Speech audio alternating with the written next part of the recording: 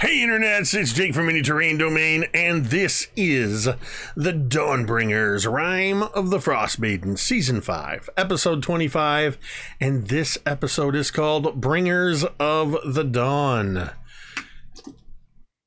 And we are very glad to be back after a couple weeks hiatus, unintentional as it may have been. There's only so much we can do when there's internet problems. It's very frustrating when it's out of my control, but oh, there we are. If we have an issue and we have to go offline tonight, we'll only be off for a few moments as the newly mustachioed V is on standby to take over producing that. V just wants to be one of the facial haired. Next. Thank you, Big Bearded Nerd, for raiding us, bringing over the International House of Minis crowd. You know what that means? You get an extra domain die. Speaking of domain dice, in just a moment, I am going to tell you what domain dice do. But, Jeremy, I think you've got something about domain dice. Yeah.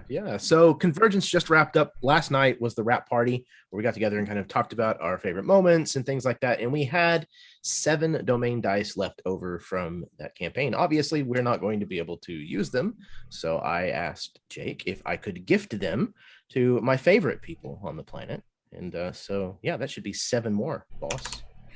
That'll put us at 111 domain dice, which admittedly is a lot of domain dice, but probably the lowest the Dawnbringers have been in quite a long time.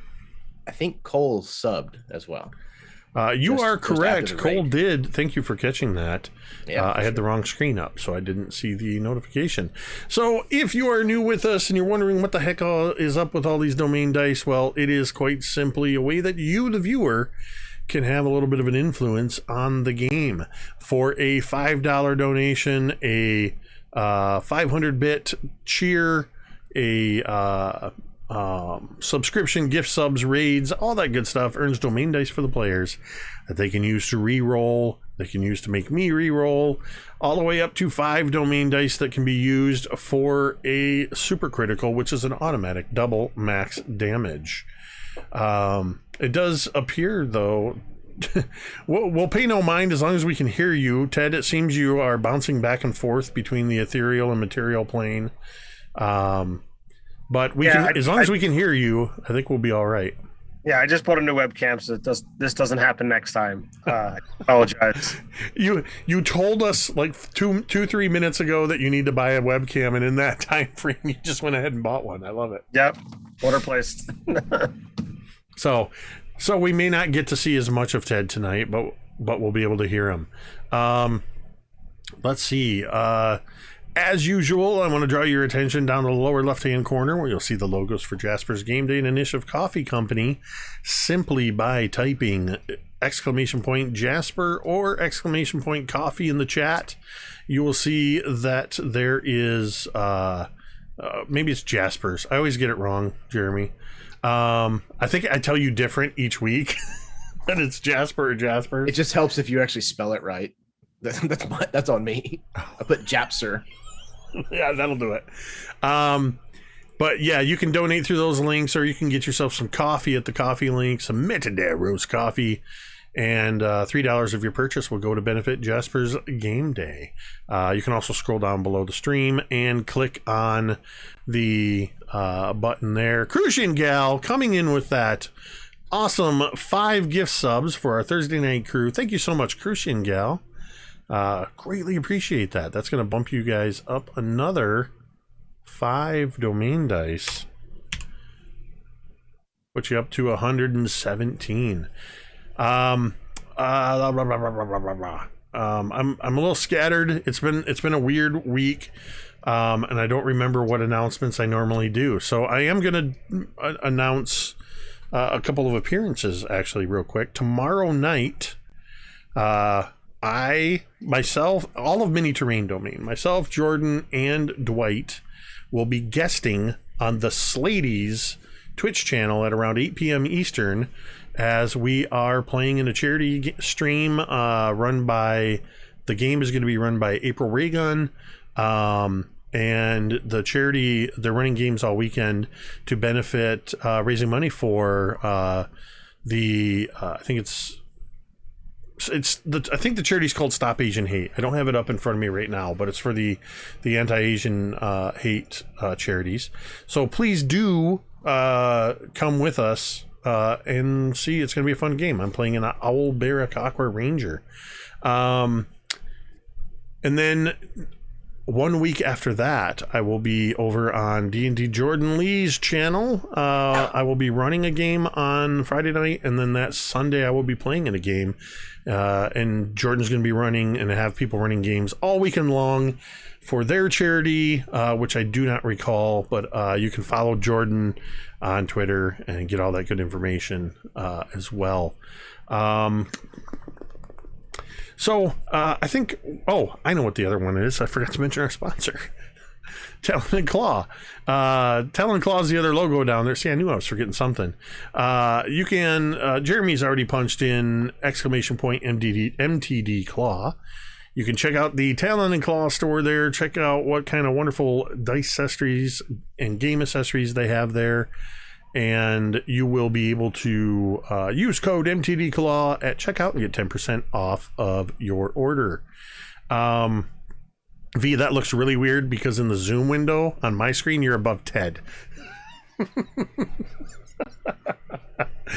I make no apologies for either scenario.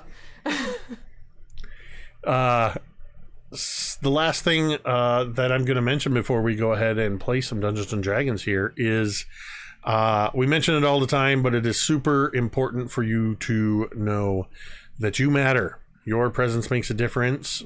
That we acknowledge that sometimes, for whatever reason, everybody out there can be struggling and in need of help. It's okay to not be okay, but you don't have to struggle alone. You don't have to struggle in silence.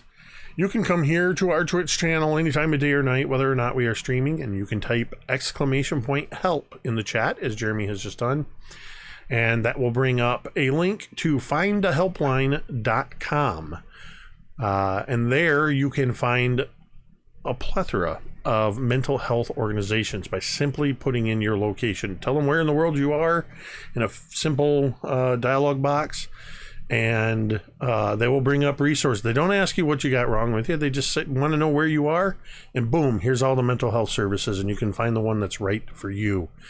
So please do check that out.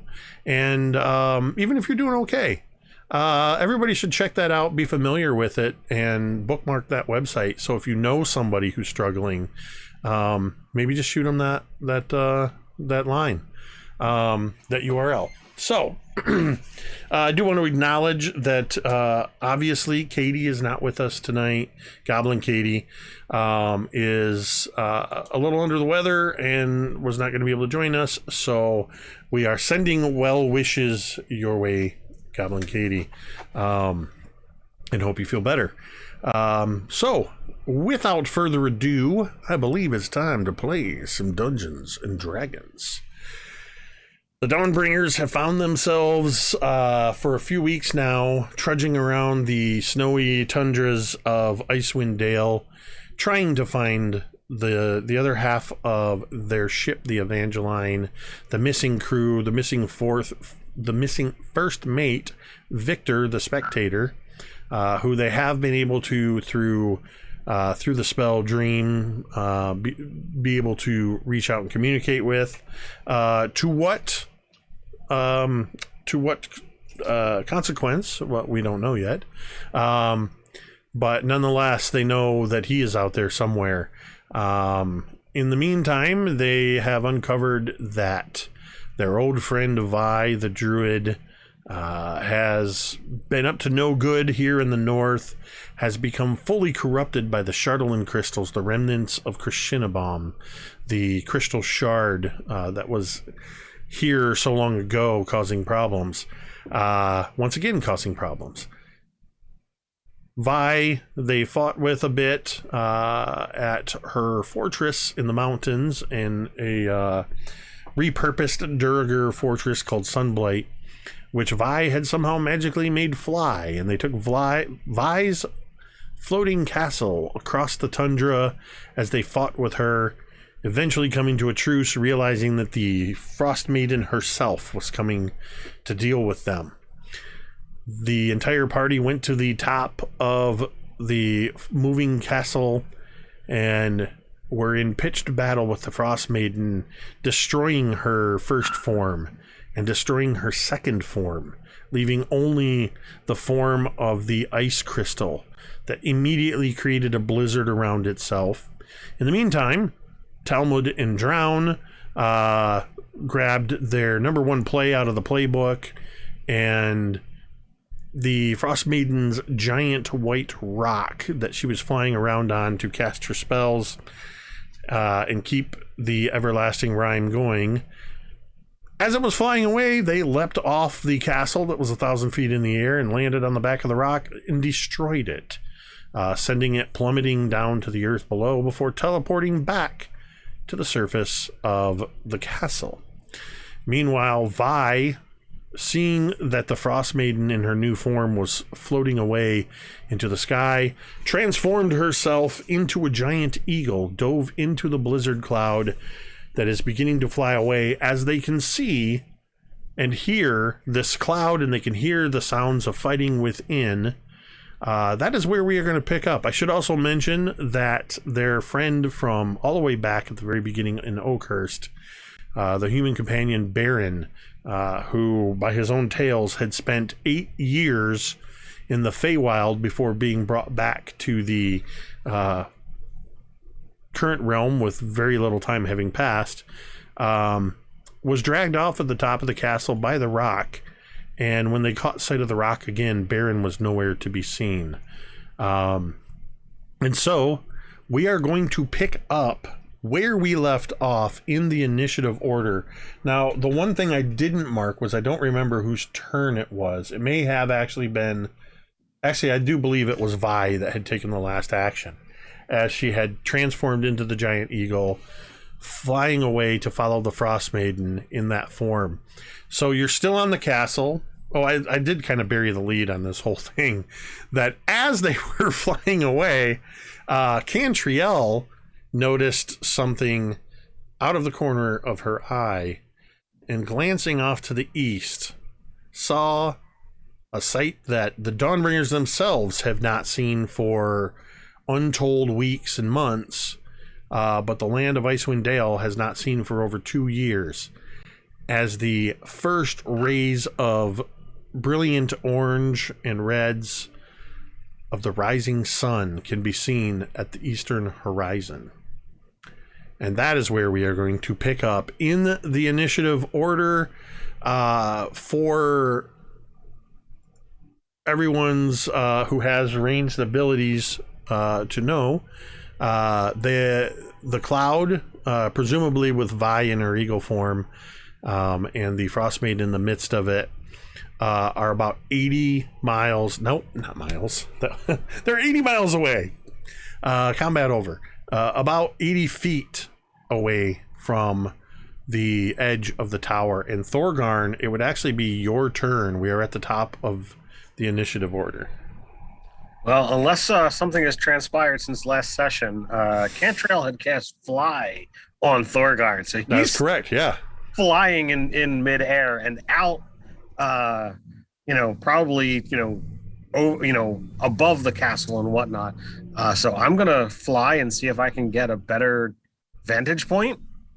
And then I will just totally chuck Forge Fane at the crystal if I can get a shot.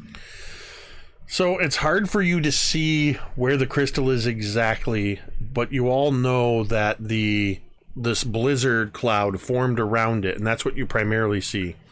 And you know that it was more or less in the center, and that Vi was grappling with it in her eagle form. So you can make an attack at disadvantage. Disadvantage it is.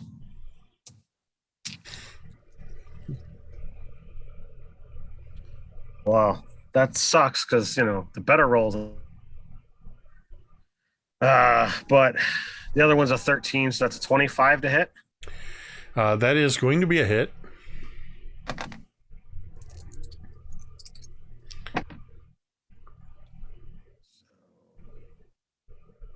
It's going to be 20 bludgeoning. Okay. Forge Fane returns. Chuck again. Yeah. That is a second, not natural 20 because I'm rolling with disadvantage. Oh my god. But it's a 29 to hit because the 17 is on the die. Yeah. Not as much damage this time. That's only going to be 13. All right. And as you're throwing Forge Fane blindly into this blizzard cloud, you know, based on the way that it returns, you can always tell when you've made contact with it. You just don't know if you're hitting the Frostmaiden or if you're hitting Vi in her eagle form. Which reminds me, You got to break eggs to make Either way, we'll take it. I figured at the end of the day it didn't matter that much to you which one you were hitting. But I just realized I need to have the Giant Eagle's stats available. How many hit points does a Giant Eagle have? Okay. And then where did you fly exactly in relation to, because what's your fly speed? Fly gives you a speed of 60. Okay. So I would have moved left, right. Oh, I'm aiming towards the middle of the blizzard. You're hoping to fly right into it, kind of thing. Okay. With the amount of hit points I have, no. I want to stay on. All right. Just trying to get a sense of where you were in relation to the blizzard. Yeah. Excellent. So then it is going to be. So it's going to be Rollo's turn next. Does anybody have any disagreement on what they think Rollo would do? Because I think we all know what spell Rollo would probably throw at this thing. I just have to make sure that Rollo has the spell slots. Rollo has one more spell slot at 3rd level. Oh wow. All the higher spells have been used. So I think we're all in agreement. Rollo's casting a fireball. It's been a day, Jacob. It has. How many sessions long has this day been? 17,000. Yes, this is Dawnbringers, where they get to rest once a year in real time. So Rollo is going to hurl that fireball into the midst, and I think Thorgarn, you would just sort of hear that kind of you're not going to get away from Rollo this time, and then you just hear this as a fireball goes hurling past you and disappears into the midst of the blizzard.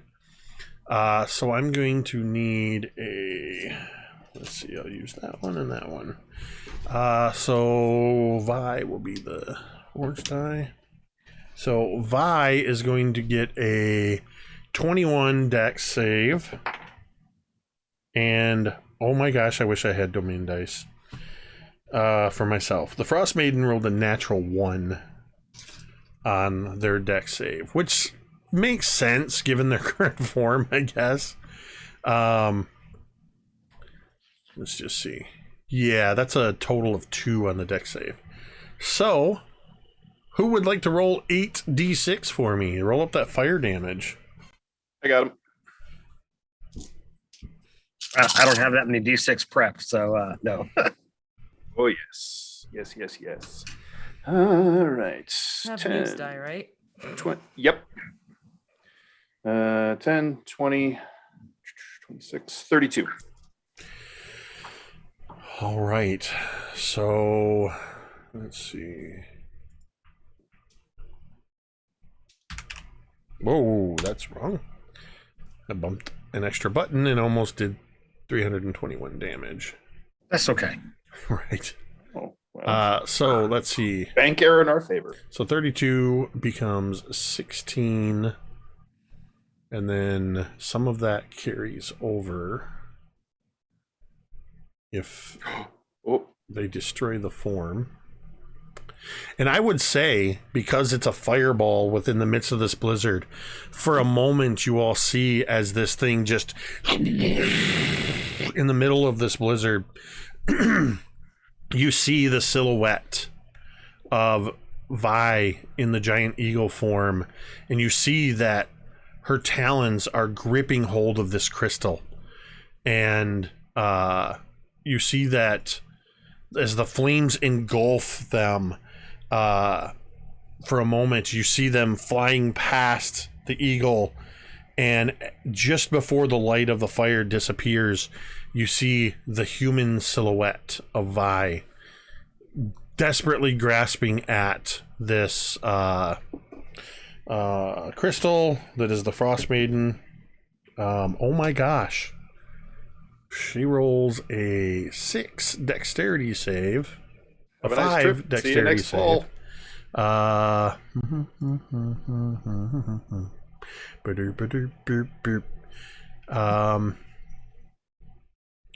So I would say anybody that's watching will be able to see as Vi plummets out of the sky, falling.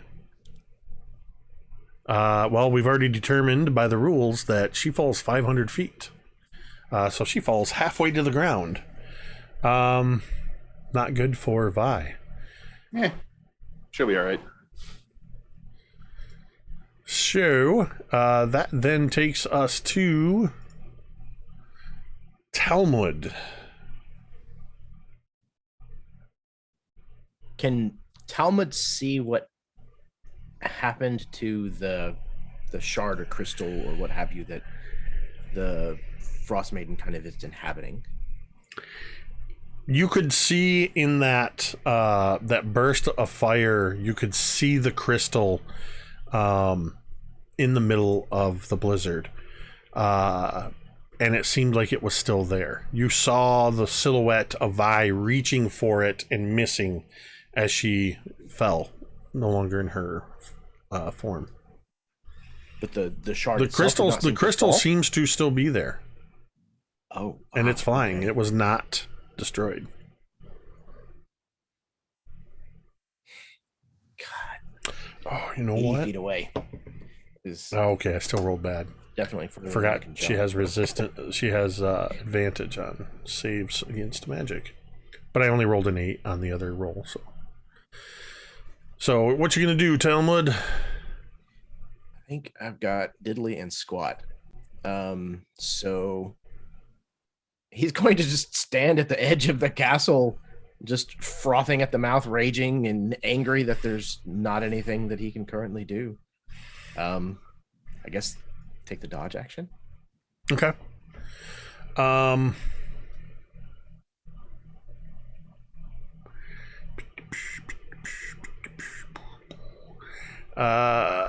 Let's see. So next up would be, let's see, Baron is not able to act.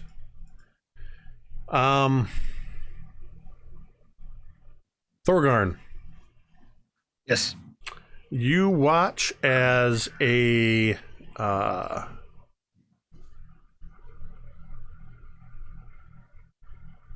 hold on a second. I gotta check something. I need to make a con save to see if that blizzard stays up. Oh, phew. Yeah, blizzard stays up. Oops. Thorgarn. Did you have to? Sorry, did you have to make those for being smacked by the hammer too? Oh, that's a good call. Thank you. If it's concentrating, oh, good. Yep. And that was DC, It's just going to be DC 10 for both. right? It's Because 21 and 13. So 13 on the first con save and 17 on the second one. So she you're was good. good. She managed to keep that. But you see Thorgarn flying out of this mist. You see this focused ray of ice energy and she is going to shoot a polar ray at you. Okay. And that is going to be a... Ted said, nope. You missed. It was too perfect. You can't hit what you can't see. Okay, fine. I love that it's T for Ted, but I've been seeing it as T for Thorgarn. It works. I mean, That says Thorgarn shield. I'm pretty sure E for Talmud. a 24 hits you. well, how about we try again? Roll that. Okay, so that's 2 domain dice down, and I'll fix that number here in a moment. So I'm going to re-roll that. That's a dirty 20 to hit. Oh, well, had to try. You got lucky, dude. I just rolled 1s, 2s, and 3s on the damage dice. That's awesome. So you only take 8 points of cold damage as... Cold damage, so that means Yeah, 4. and if you're resistant, so you only take 4. As this ray hits you, and I imagine you just seen this thing come with full force at you, expecting to just get hammered by this ray that's blasting at you. And it just barely hurts you. So that's her action.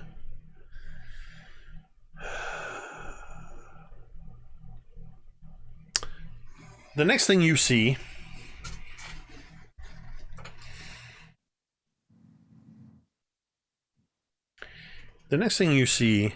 is the blizzard cloud thins out, begins to dissipate. And you see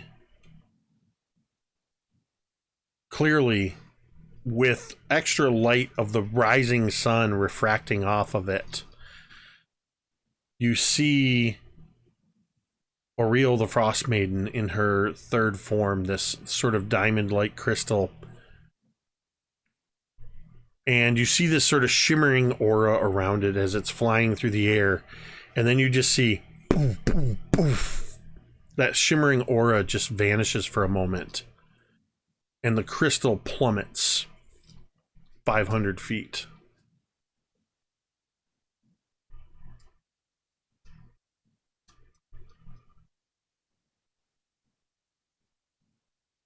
Drown, you would be next up in order. Well, don't really have much for it having fallen 500 feet away.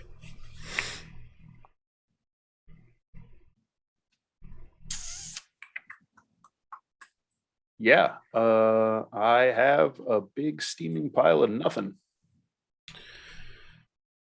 Cantriel, you would be next up in the order. Yeah, give me a second because D&D Beyond just yoinked Sempre from my... What?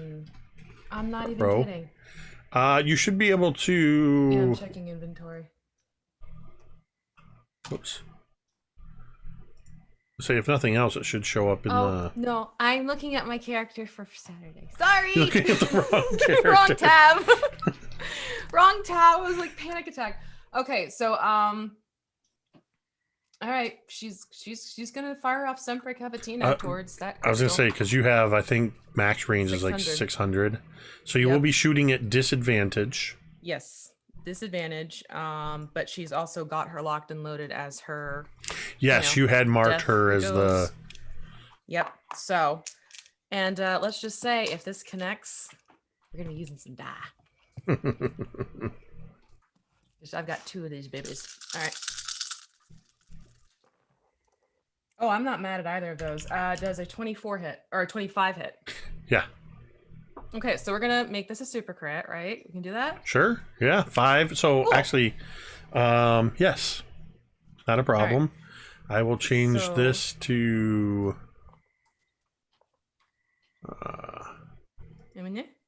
That would go down to 110, but I'll knock it down to 105, so I can do this. Yep. So you've done that super crit. Okay, so then So that's double max damage. Yep. So then that would be 55. Oh wait, no.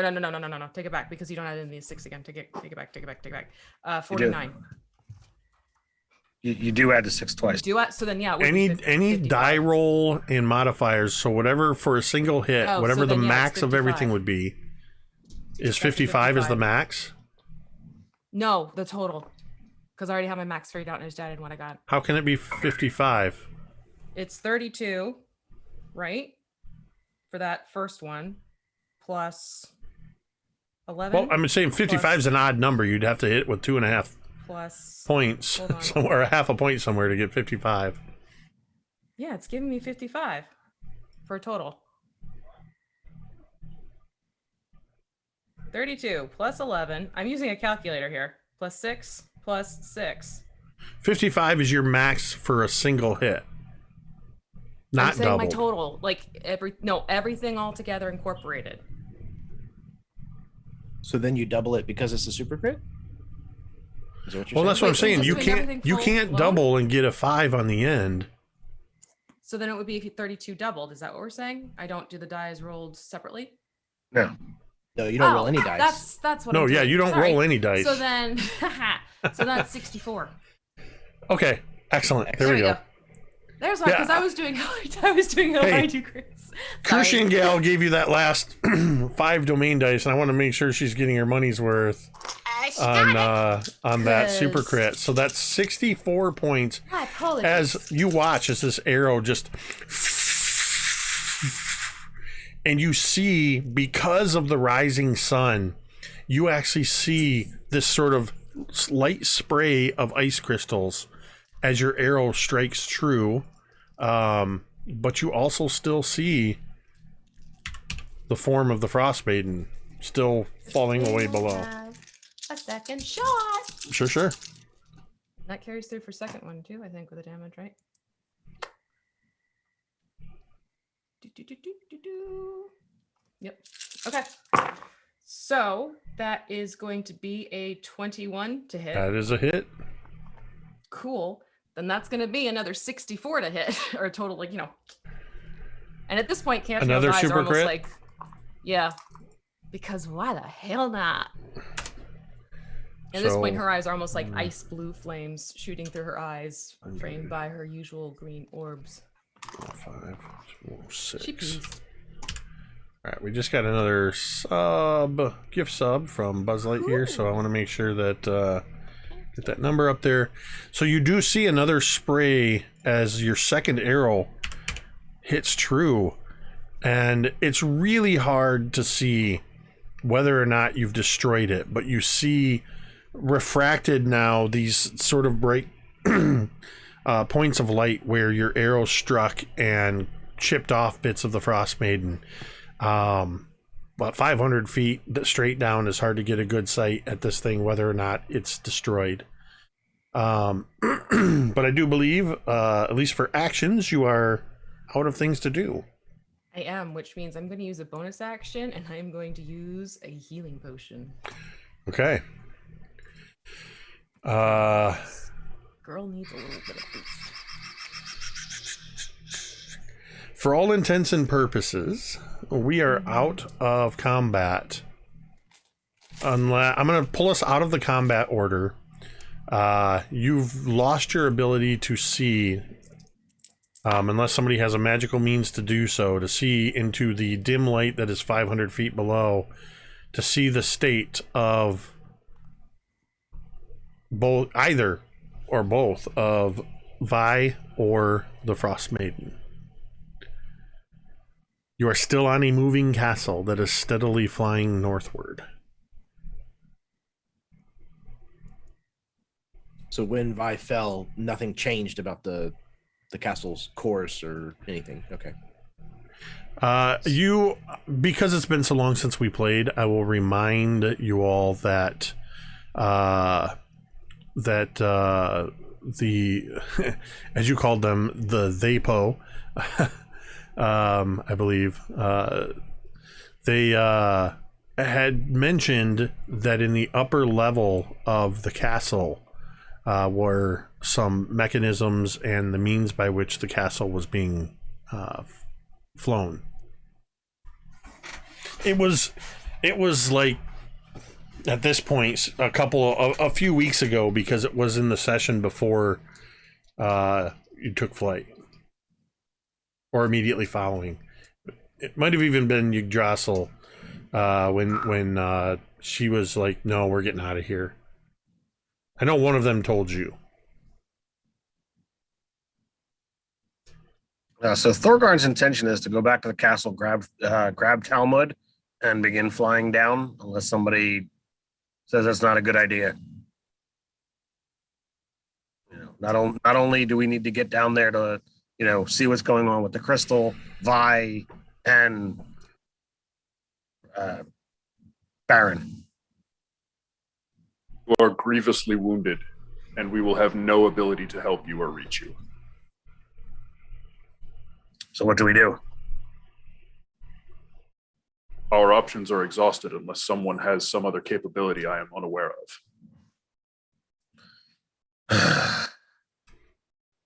I can help you a little bit with the injuries. No. Let's calm Talmud down then. 'Cause, I see he's on the edge and he looks like he's ready to jump. I'll push him back from the edge. No, dearie, let me go. I'm.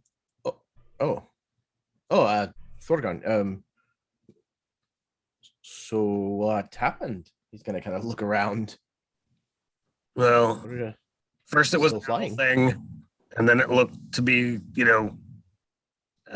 being made of ice, and then it turned into a crystal. Eye's gone, Baron's gone.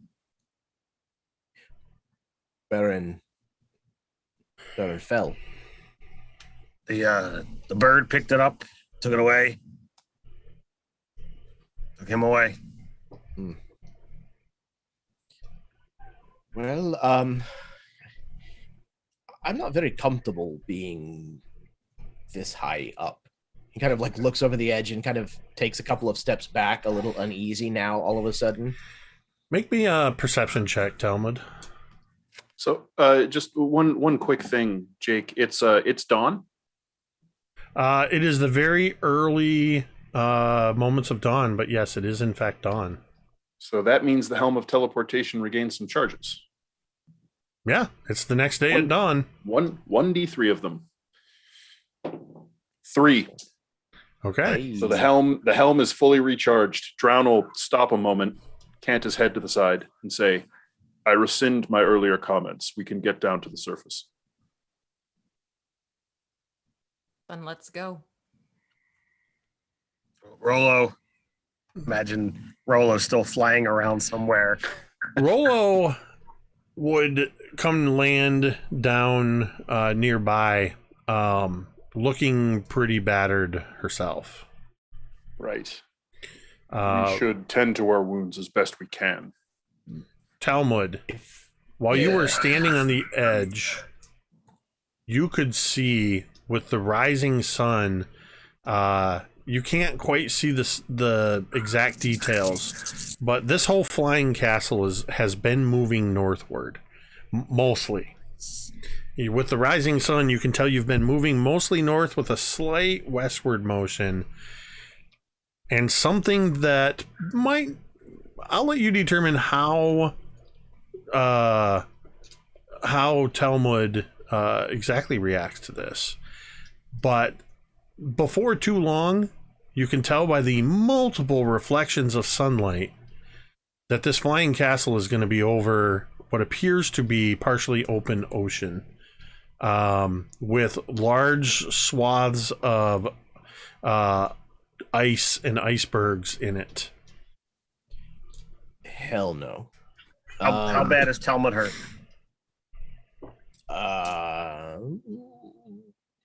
He's probably roughly half. Yeah, right about half. Right. I will reach out and give you 18. Thank you. Yeah, looking. Oops, that's not damage. I heal you, not hurt you. Yeah. I'm so used to clicking on the damage thing. So I think Talmud kind of looking over, realizing how high up they are, and then kind of starting to take a step back. That's when he realizes that there is this body of water that they're rocketing towards. And he starts getting kind of cold and clammy underneath his collar, even though he's wearing the boots of the Winterlands. And he's like, we really need to get off of this thing. Sooner rather than later. We're going to get wet. He just kind of like Cantriel will- gestures in that direction. Cantriel's gonna pick up Rollo and put Rollo on her shoulder, and she's gonna do a 4th level cure wounds on herself and a 4th level cure wounds on Rollo. Okay. Because none of us are very good. I've used most of my spells, all but one of my lay on hands. I am at 65 of 125. So I'm fairly well beat up myself.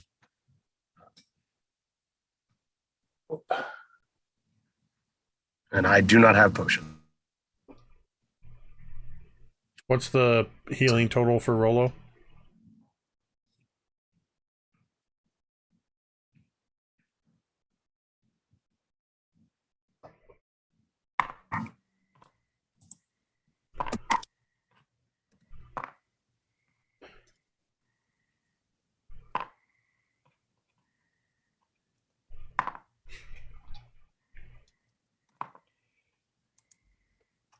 I'm just listening as V's rolling all that healing.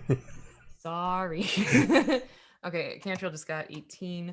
And then she'll put a hand on Thorgarn's shoulder and do a 2nd level cure wounds. How much? Sorry, I missed it if you said it. How much did you do to Rollo? 20. Okay. And 13 for Thorgarn. And that gives me 1 spell slot left. For cure wounds. A brutal day. No, I have a couple 1st levels too if we need be, but there's 1 left for 2nd level cure wounds and then 2 left for. And Rollo says, "I not have much big magic left. Only little magics. We're all getting worse for wear. It's been a long day." Indeed. So are we getting off this flying rock and seeing what's down there? Sooner the better. There will be some risk. What happens if we abandon this thing and just let it keep going? Does anybody know? I do not know. Well, it's not like we're steering it to begin with. I just don't want it to come crashing down on some poor hapless village or I someplace. suspect if Vi dies, that is exactly what will happen. Maybe it'll be out over that thing. He kind of again gestures towards the big blue wet.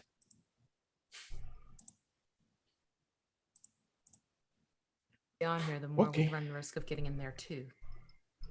Well, you don't have to tell me twice. My bags are packed and I'm ready to go. All right. Well, then, if everyone's ready, I will try to teleport us down to the surface. Reach out and drown All right. somewhere. You're just looking straight down? I'm going to look down if I can see. Yeah, I mean, we haven't moved all that far from when Vi and Oriel fell. So, yeah, sure. Inspiration help you? No. Nope. I don't think so. No, this is a percentile roll. So, Ah, shoot. all right. So it's a place that I can see, so that counts as very familiar. All right, here we go. Crap, shoot. 97. We are on target. Yeah, you can't get much better than that. Only three better than that. Yep. So there is a dramatic shift in, I would say, all of your ears pop as you have just had a dramatic change in pressure, as well as, relatively speaking, it suddenly feels much warmer down here than it did 1,000 feet in the air amongst the clouds. There is this brief moment where Drown could make out one of the large rising hills of snow in the rising sun, and you land, all of you perfectly appear on top of it, and then a half a second later fall about a foot into the snow that couldn't support your weight. So really not detrimental to any of you as you just sort of collapse into this snowbank, seemingly in the middle of nowhere. There is a wide expanse of snow in all directions. You seem to be in the midst, based on what you saw when you were flying overhead and the couple of times you took glances, you look to have flown to the northwest of all of 10 towns. Where you are currently standing, I would say actually looking to the north, with now that the sun is rising, you can see a myriad slivers of this morning dawn light being reflected off from water and a lot of icebergs and ice flats on a what appears to be a major shoreline many miles to the north of you. But because of the rising sun, you can see a lot further than you've ever been able to see since you've been here. And the actual orb of the sun is now visible just above the horizon. What would you like to do? Cantriel's automatically looking for that ice crystal form. Try and backtrack us the way, back of the way the castle was flying. Go ahead. Anybody that's scanning around looking for that, go ahead and make an investigation check. It's going to be straight up. Talmud is completely relying on the senses that he knows Cantriel has. Yeah, well, my investigation didn't go so well. That's 12. I'm looking around. Can that allow me to help Cantriel and give advantage? My perception's better. I would like, Ted, why don't you go ahead and roll for Rolo? I'm going to burn a domain die, Jake. Okay. So an 11 on the die, plus whatever Rolo's modifiers are. Rolo gets a 21 on investigation. Oh, nice. Drown has a 19. Okay. Drown and a Rolo. Cantriel, you, as you're looking, and you're sort of looking back the way you came, you feel Rolo's sort of perched on your shoulder, and you feel her tail sort of wrapped around, loosely draped around your neck. And you feel her shift her weight. And for whatever reason, Drown, you also, as you're scanning, you just turn and you look to the north as well. As you're just sort of standing on the top of this hill, looking everywhere. And you catch, just like if off in the distance somebody was looking through a spyglass or had a mirror, and you caught that anime flash of reflected light, you see light refracting off of something that is flying through the air way out to the north toward the sea. How way out are we talking? Do we have any distance? It is really difficult to gauge the distance. Exactly, Jeremy. I was 100% thinking of spyglasses and scopes from Sea of Thieves. So already that far ahead of the path we were on? Yep. Wow.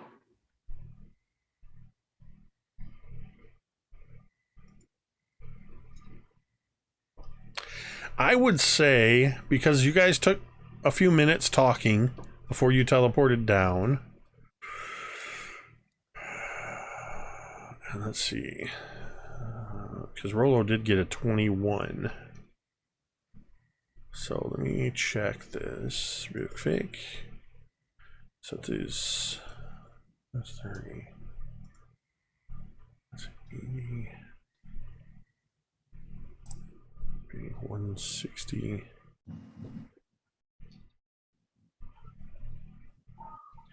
Yeah, I mean, Rolo would estimate it to be probably close to a mile. Okay. It's really hard to tell with it being so far, and the only reason you can see it is the reflection. You can't really see the thing itself. We're not going to catch up to that. But its path is taking it out towards the ice fields in the sea. It seems that the castle is flying towards destination. Perhaps Vi is still moving the castle toward it. That was her original goal, to confront and destroy the Frostmaiden. Well, you still have So, a piece of the castle if we ever need to teleport. Yes. We can. But we should look for Vi, and we should look for Baron. It will take a very long time to search for what is most likely Baron's corpse. Still the right thing to do. I have to. He just kind of turns and looks out at the tundra and then looks back to Thorgarn. I don't think that we'd find him. It could take us months, possibly even years to find him. So he turns between, Talmud and Cantriel. You had a relationship with the two of you. How important do you feel it is to, set him to rest? Considering you pulled an arrow on me against someone who is the greater threat, someone who's going to cause more harm to others than just one other person, we're wasting time. All right. I think Baron would have understood. He had some high ideals, and I understand his point of view, even if I don't agree with it. He was trying to save Vi. Another person that the two of you know. I used to know Vi. I don't really recognize her much anymore. Having gone through a portion of what she has, I don't know how much of who she was still within, or whether that stuff corrupted her so much that she was unable to return. There's no Well, without finding her and seeing what's left. well, here's the thing. The world isn't black and white. It's many various shades of gray. And I when don't you think start Vi getting to that perished. point- neither do I. But here's the thing. You get to the point where the darkness takes over and you can barely see through the darkness. That's where action needs to be taken. Perhaps Vi was a lighter shade of gray. That's not the Vi we knew. And she is a risk and a liability, not only to us, but to the denizens of Icewind Dale in and of itself. Indeed. So I want to be perfectly clear. Yes, she was a friend. But yes, I am drawing blood at this point. And then I'll do what I have to afterwards to bring her back. But only as the Vi I knew. Sure.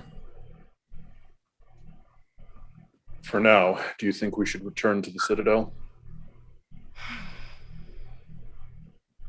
It seems to be the fastest way of following the Frostmaiden. So So- with Rolo's check and with Drown's check, was there any sign of Vi? Rolo estimated the reflection to be around a mile or more in the distance. It's much too far to see the actual what the assumption is that it was the Frostmaiden, but whether or not Vi was there too, or you could see Vi, too far away. Understood. So, what you're getting at is we think that the Frostmaiden's lair might be that way. Yes. he kind of like turns around and curses, in a long string of dwarven words, and kind of just like hangs his chin down on his chest. All right. Then I'd rather fly through the air on that thing than try to navigate through the water. That is wise. So I, whisper down, and to Talmud's ear. You don't want your mother hearing you say that.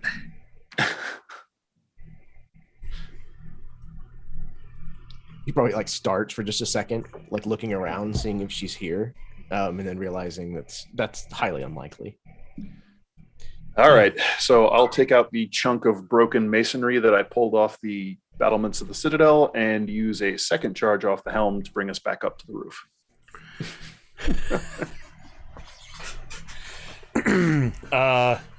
There's another popping of the ears as everything gets higher pressure, and you find yourself back up on top of the moving fortress, flying high in the sky towards this sea of moving ice.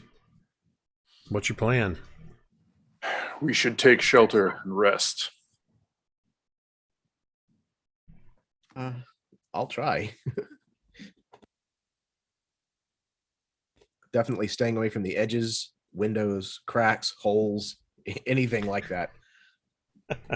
You know that there was, on that first level you were on, there were quite a few rooms that were on the interior.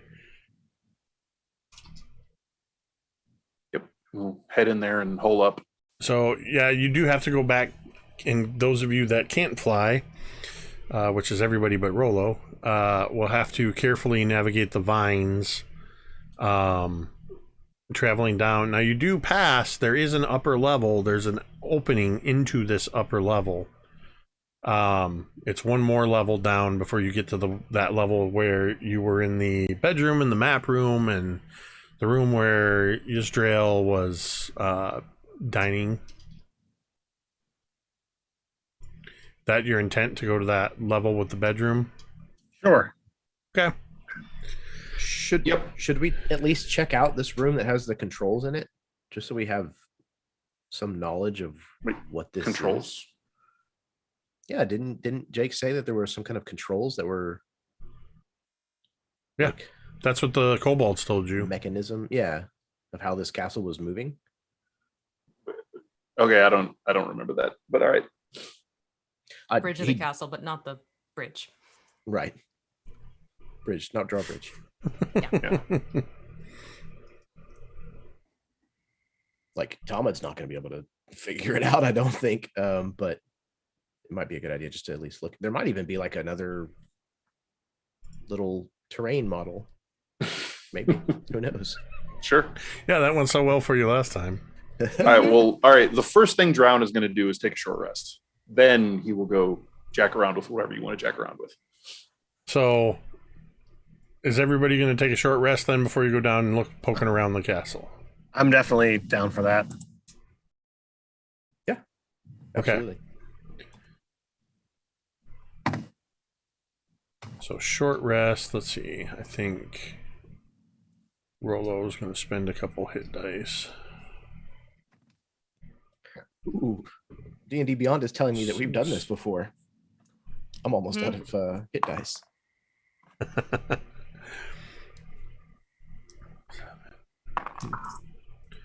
5, 12, and 6. Probably one more. Okay, and 7. That's close enough. Are you able to do the Song of Rest again, Cantriel?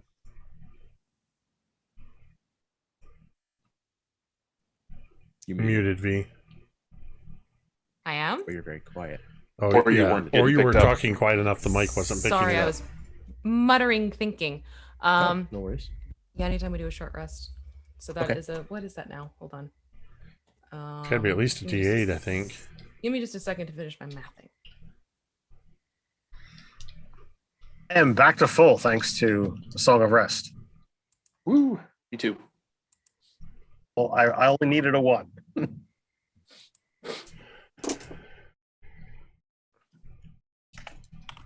right, I'm just checking to see what my short rest is still. Song of Rest. It's a 1d8.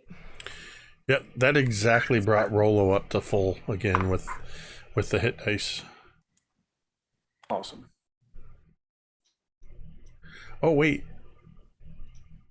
doesn't Rolo's a wizard? Mm-hmm. D6s. Once per day, when you finish a short rest, you can choose to expend soul slots to recover. Wait. She can regain number of spell slots equal to half her level, maximum 5th level, I think. 6th level. 6th? Oh, nice. To recover up to a combined level of 7 worth of spell slots. And none can be 6th level or higher. Okay, so you're right. Maximum of 5th. Yeah, just the language. I read it wrong. Yep. So that would let her get back 2 third level spell slots.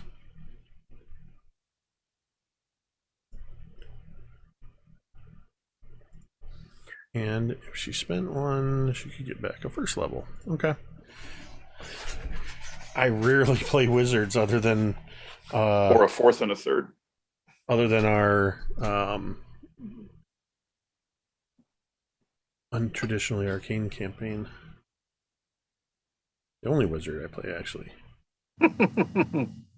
Yeah, I'll do that. Wizard. A 4th and a 3rd.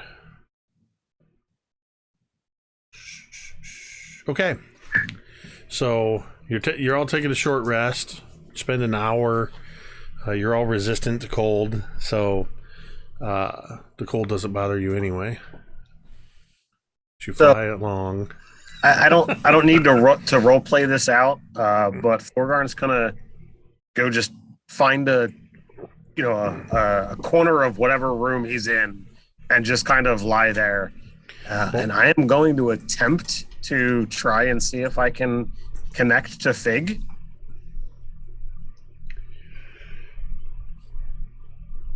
Connect in what way?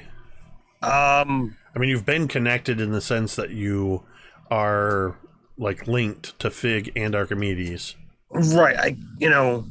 Like his voice is there on occasion. And if I'm going to go potentially poking around or looking at, a control panel of castle, that if we screw up, we're going to dump ourselves in the sea, and most of us, if not all of us, are going to drown and die. I want to see if I can see whether Fig, who is certainly brighter than Thorgarn, might be able to offer some guidance or whatnot.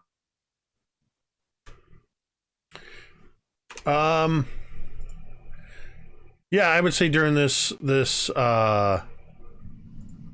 hour, as you're lying there or sitting there thinking about it,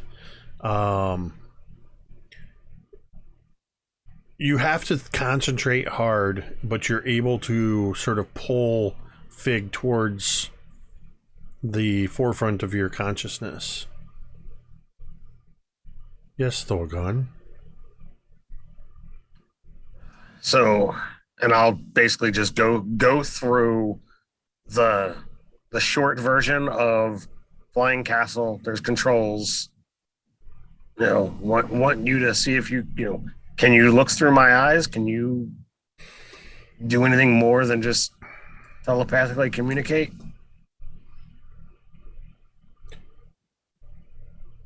I don't know. I have not tried. That seemed rude. Well, now's a better time than sometime later.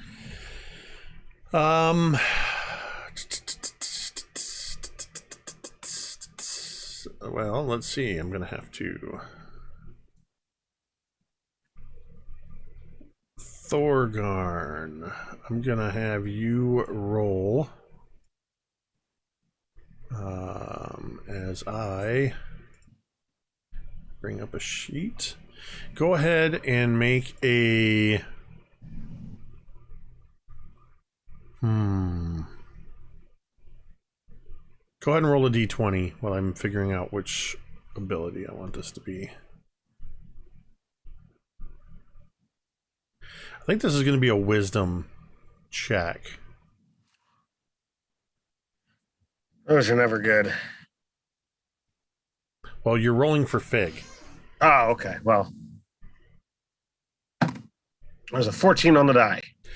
Okay. So that gives a total of 19. And Thorgarn, I need you to make a Constitution saving throw. I was hoping that you would say that. Does a 27 work? This does not bother you at all. It feels a little uncomfortable as you feel the consciousness of Fig sort of step forefront, and your vision kind of changes. You realize that you are seeing everything through your own eyes, but through Fig's eyes as well, and Fig's interpretation. So colors appear brighter or in different shades, and you're not positive, but you think you can see other lights and colors that you've never noticed before. And you hear Fig's voice. It appears to have worked. I'm going to try something. Sure. And I want you to make another con save, but at advantage now.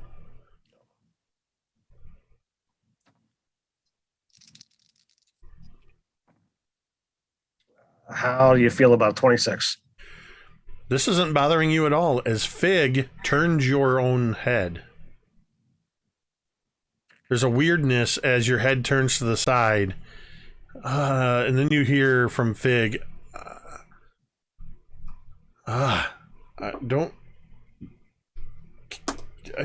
yeah, definitely.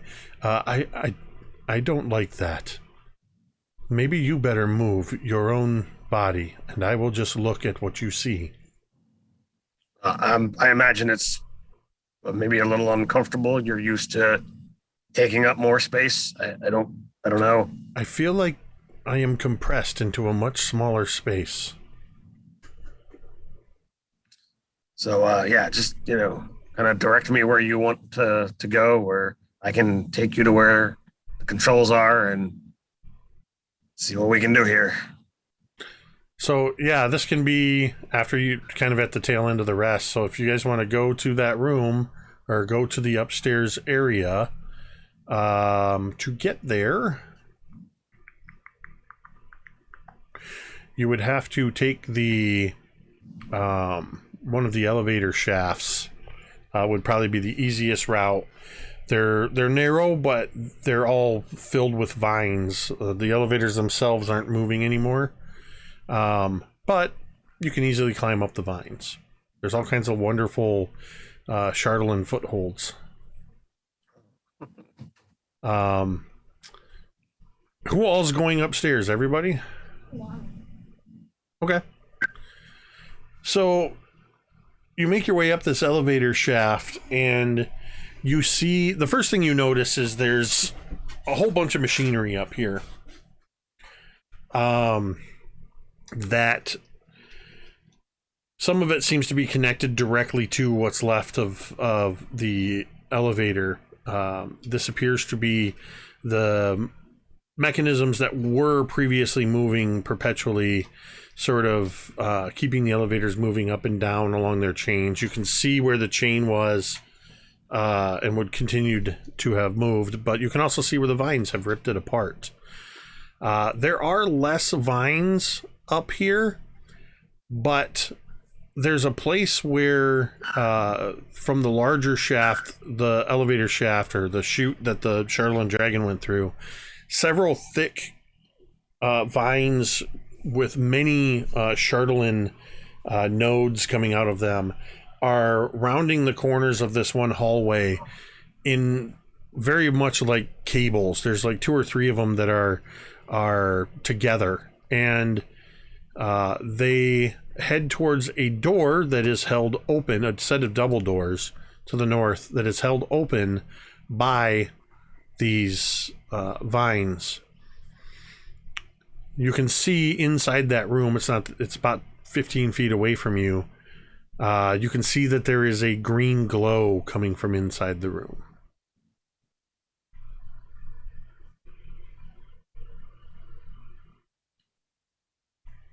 I'll head in.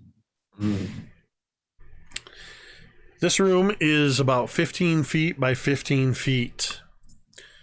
Where the vines go into the room, they appear to have branched out and are forming almost like a cage in this room, where the vines go up along the floor, up along the walls, to the ceilings.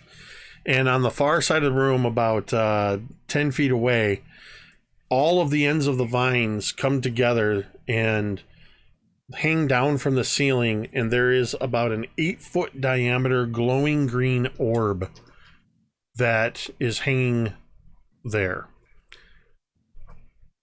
Below it, rising up from a set of vines, is another vine that seems to sort of coil and form almost like a rest, like a spring-like rest out of vine, that this orb is sort of holding it, keeping it from dropping loose. And along the face of the vine, just below the orb, are 10 Chardolin crystals, or nodes, and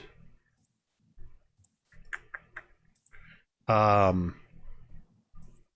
couple of them are glowing green.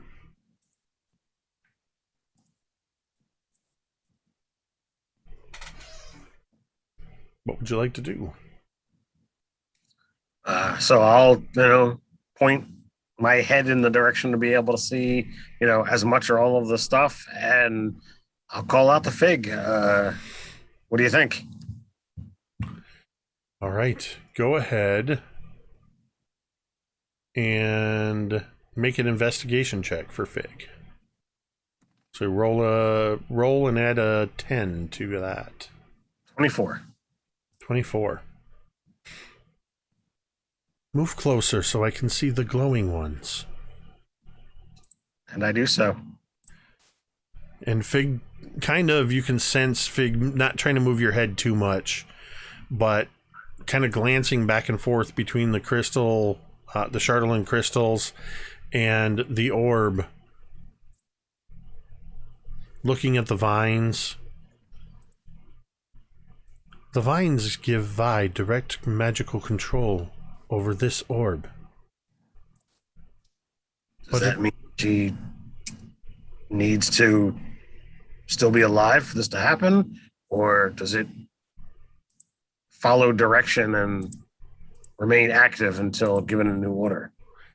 These crystals appear to have some sort of connection to the crystal as well. Maybe Vi wanted her minions to be able to control it as well.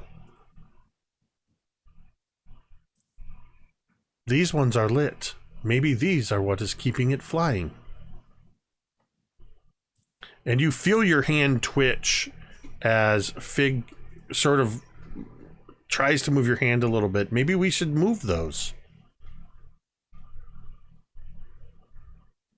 So I'll, just kind of nonchalantly tell everybody what Fig is telling me.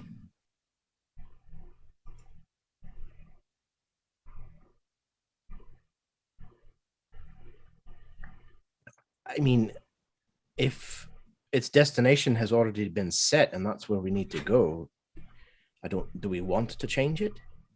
As of now, at least? So basically, you're telling me it's like having Victor on deck while we rest. if this thing is set to go where we need it to go. Talmud, or dang it. I thought I was going to get through a whole session without doing that. Thorgarn, you hear Fig talking as if trying to talk to the others, but they cannot hear. I don't think it works that way, Talmud. I think this is telling it to go in this direction. But unless that direction is changed, either by the levers or by the druid's controls, it might continue moving until it's stopped. So I'll basically just become parrot for Fig. Yeah.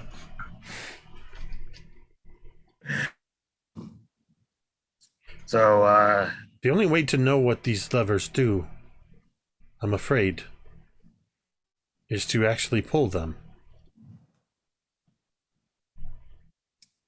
yeah, but we don't want the one that makes us drop out of the air. Thorgarn, have you considered the cost of trying to manipulate this? Yeah, we screw up, we drop, and we either crash a castle into the land and die, or crash the castle into the water and die. Yes, that is a worst case scenario. I meant you,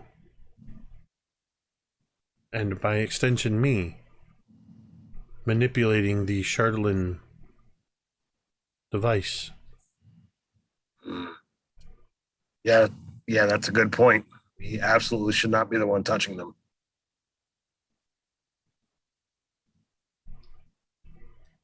But do we want to expose the others to this as well? Well, we've got the whole point of us being tainted because we handled it for a long period of time. I don't know anything about this particular source to know whether it is stronger, weaker. Sadly, I don't know enough. Can it be manipulated via magic, via not letting it touch your skin? I mean, that's, something to kind of look at. Does Rolo have Mage Hand? I'll, kind of call out to her. We have Norman as well, don't forget. Oh, Except I kind of need to rest a little bit before he can do his magic. I can do Mage Hand.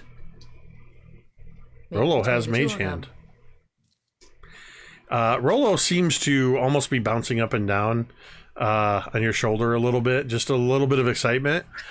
What levers do you want me to pull? Not As yet. a Mage Hand just starts floating towards the Chardolin buttons, levers. Not yet, dear.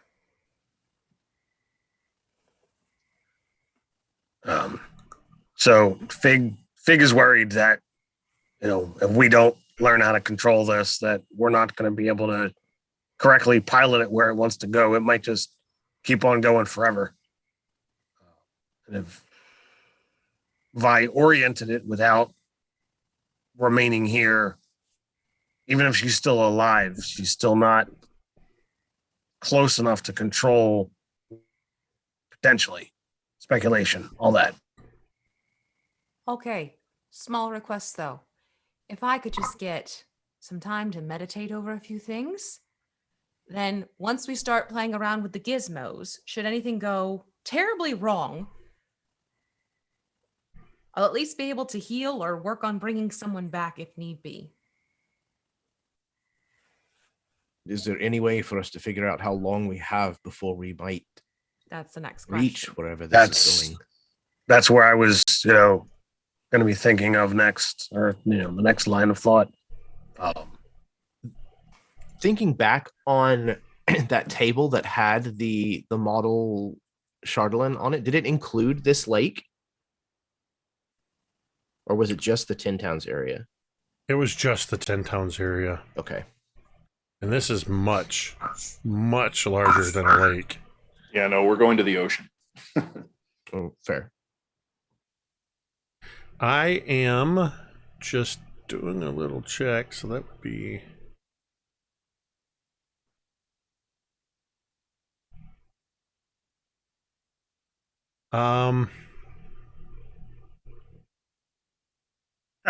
Anybody that wants to...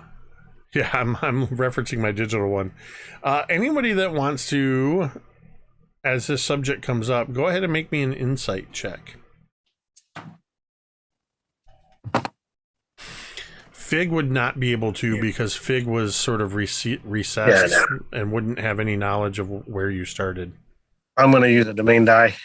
All right. Round has an 8. That's 18. much better. 13 19. Cantriel. All right. Anybody else use a domain die? All right. So I'm going to reset these two. Okay. So what did everybody get for insight? 18. 13. Drown. I didn't. Based on where you were, where the castle started, and where you were when you teleported down, and then moments later teleported back up, and the fact that you've spent about an hour in rest, you feel fairly certain that you may already be over the ocean.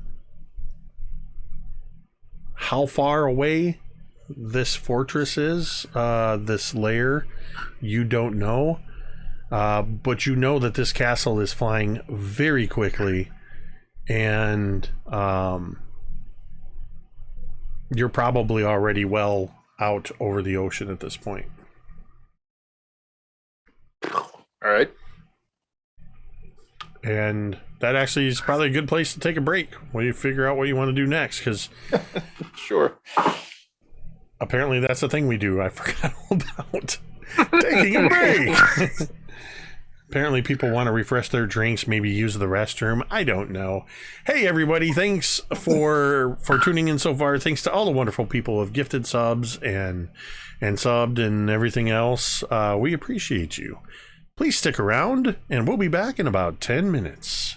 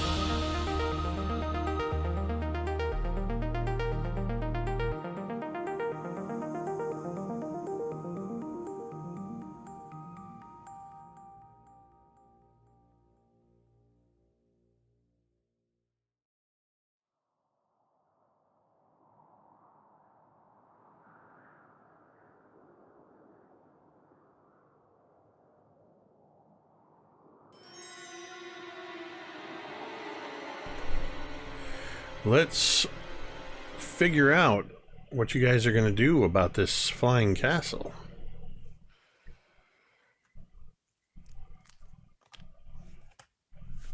Well, how many different like control lever shards are there? 10. 10. Good lord. Any Talmud look more might be. worn than others. Oops, sorry. Oh, there you go. No, please. Do they appear to be at different heights? Like they have, like is there like an on-off, or is there like things that are in between, like a a setting? They look like Chardolin crystals growing in a row out of the vine. I thought they were like dangling off of chains. Where did I get that from? I have no idea where you got that from. Okay, well, great. Do they have intensity then? How about that? Whoa. There are a couple of them that are lit up. Sorry, Star and 19 just dropped 5 gift subs on the community. Well, Getting you another 5 domain dice. Thank you, Starin. Whoops. Screw that all up. There you go. All right. So yeah, there are at least a couple of them that are illuminated.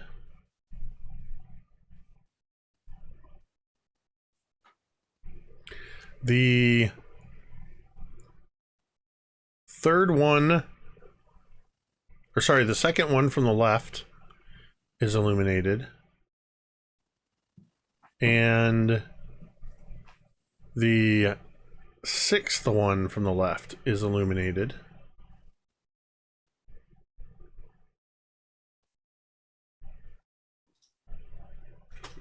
Those are the only 2 that are illuminated. And they glow with that same green glow that the orb, this 8-foot orb that's sort of suspended in front of you, is glowing. Talmud might be inching closer to one of the shards. Sure.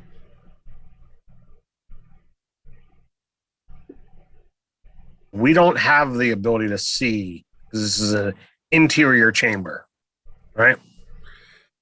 Correct. Talmud, roll me sorry, damn it.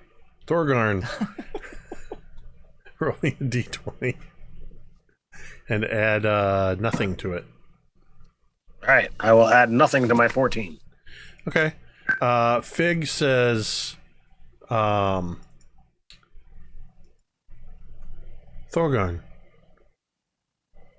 look up at the orb. Look at the orb. Give me a moment. And you feel that sort of mixture that doesn't seem to bother you, but just your eyes seem to be both yours and Fig's eyes focusing. And as you stare at this orb, you begin to see that you're basically seeing as if you were floating up and beyond, about maybe 50 feet up and behind the castle as it's flying through the air. You basically have like a third-person view of the castle as it's flying through the air. How is this happening?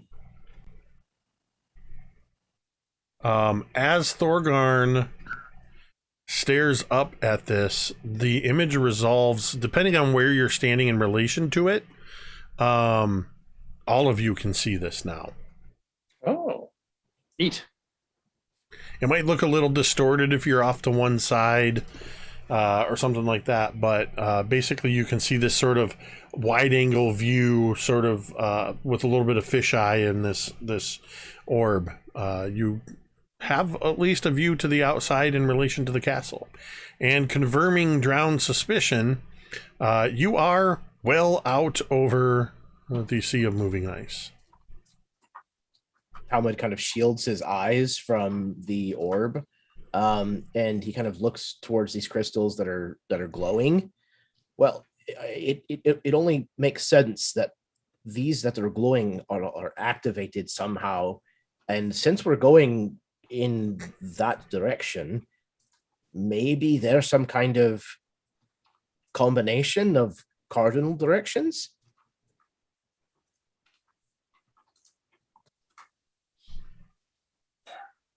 I mean, it certainly Altitude. lead. Rotation. I don't believe we're going to discover what they do without trying one. Okay. Talmud will reach out and grab the one that he was inching towards. And Which one? whatever would have been closest. You said there's 10 of them? Yep. Number 2. Number 2 was already illuminated.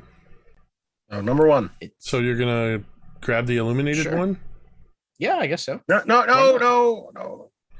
Talmud grabs hold of the illuminated one, and you don't feel any change. You don't feel any jolt or anything, but you see through the view as the castle slowly stops moving forward. Well, that one seems to be the go button. All right, so that's the one we definitely want to make sure we have marked as cease and desist. So was I'll that touch it again. was that one of the ones that was glowing initially? Yes. Okay, Yes. great, wonderful. All right. So gonna assume- when I'm going to assume the other one, and I'll point towards the other one that's glowing, is the one that's keeping us up. We not mess with that one. let's leave that one alone for now. The view through the crystal ball is just specifically a view of the castle, right? Yep. Okay. So we should get a view of the ocean around us to see if we can perhaps see wherever Oriel's lair is. Talmud, roll intelligence. Not for you, sorry. Dang it, Thorgarn! Every Okay. freaking time! Gonna say. Thorgarn, roll an intelligence and insight check for Fig, so it's going to be a straight d20. That's a 16. Thorgarn, I apologize if this is uncomfortable. And you feel your hand rise up, both of your hands. And as Fig controls your hands, and you reach not for the crystals, but for the orb. And you begin to move it around, and you find that by rotating it, you can rotate the view. And by adjusting the position of your hands, you can essentially pinch to zoom. I figured I would describe it in a way you understand. Yep. Basically, you can manipulate this almost like a camera, and you can zoom in and zoom out with it by changing how far apart relative. It doesn't seem to matter where you put your hands so much. It's just the act of moving it around, and moving them closer sort of zooms in, moving them back zooms out.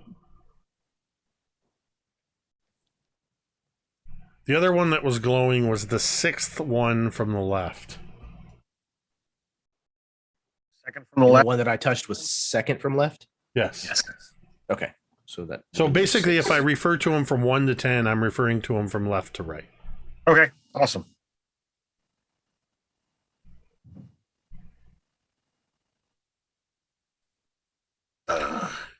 So you are able to maneuver that view. I'm going to try around. and maneuver it to try and see if we can see this, destination island. Okay. Just see if there's anything meaningful on any of the islands or icebergs around us. Go ahead and make an investigation check for yourself as you take over, Talmud. Or guard. I'll say, mother. I mean, you do get one if you want to finish that thought. That's a 16. All right. I was going to say do so with advantage, Thorgarn. Because Nope, you still 16. Okay. it takes you a little bit as you're sort of getting used to how this thing works. You start making like really big leaps. You zoom too far in, too far out until the thing's really small. There's a moment where you briefly lose the castle. You're sort of up in the clouds and you have to like rotate it around and you kind of recenter it. And then you start pushing down past the castle and you can see at distance, it's really hard to tell through looking through this thing, especially with everything having a sort of greenish cast. But you see that as you zoom in, all of this floating ice begins to take on. There's an area where it all seems to. What's the word I'm looking for? It's sort of jammed all together, congregate into what. As you zoom in, you can no longer zoom in all the way. But you can all see this view now from a high vantage point of a concentrated island of ice. And situated at the top of it is what appears to be a very large castle or fortress in the shape of a skull. That's it. With a crown around. That's it. There's the little Skyrim destination logo for your mission right above it. Yep. There is a marker on our compass. Let us go that way. You just got to click the button to make that your active quest. And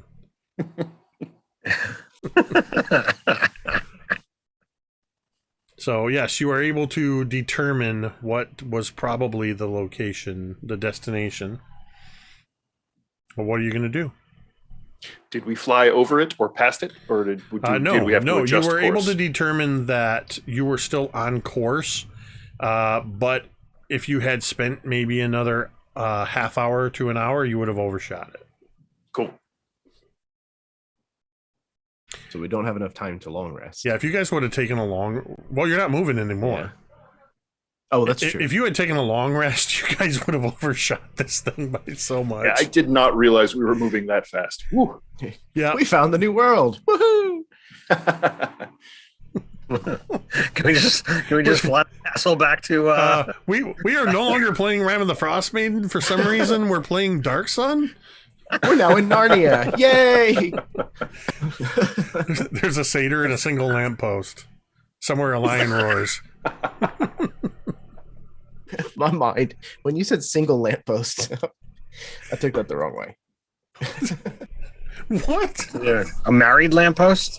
Exactly. That lamp, I've seen that look before. That sounds lamppost is... seedy. All That the lamppost single is in the ladies. market. Single lamppost. All the single ladies. I'll see myself out. No. Would tender be Lot- for lot- lampposts. Lots of jokes that can be made on this, So, you are stationary. The castle is now just hovering in place. You appear to have figured out what your destination is. What you want to do is up to you. If you want to continue moving, if you want to take a long rest, you absolutely can.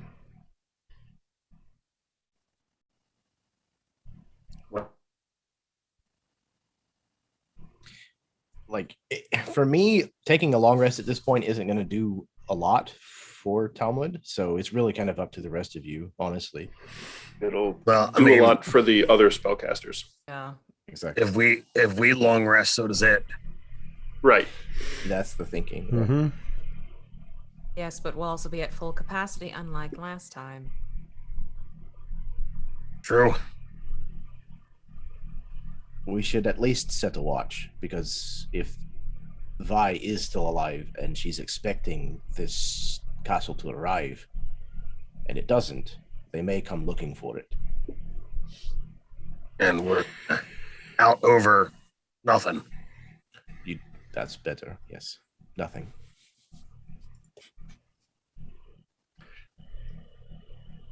If you wish to rest. Well, I mean, I put it up to Cantriel, Rollo, and Drown. I mean, I'd like some spell back too, but I am fine. Well, let's just put it this way. I can't do much of anything if anyone gets seriously hurt. I can do the shots, and she'll pat the bow, but that's about it. And Rolo says that again. She doesn't have any of her big spells. Then resting seems wise. Let's do it. Let's set a watch. Let's see. All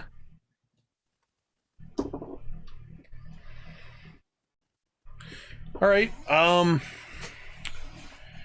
I would say that unless you have anything you specifically want to do during this time, or any conversations, any planning, whatever you want to do, you can go ahead and do that. And we can just roll into go ahead and take the long rest. You're hovering 1,000 feet in the air. You can estimate, based on with the hour that you took as rest, the sun is well risen.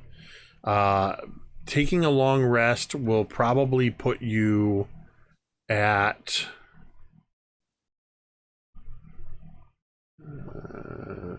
I would say 3 or 4 in the afternoon is your estimate.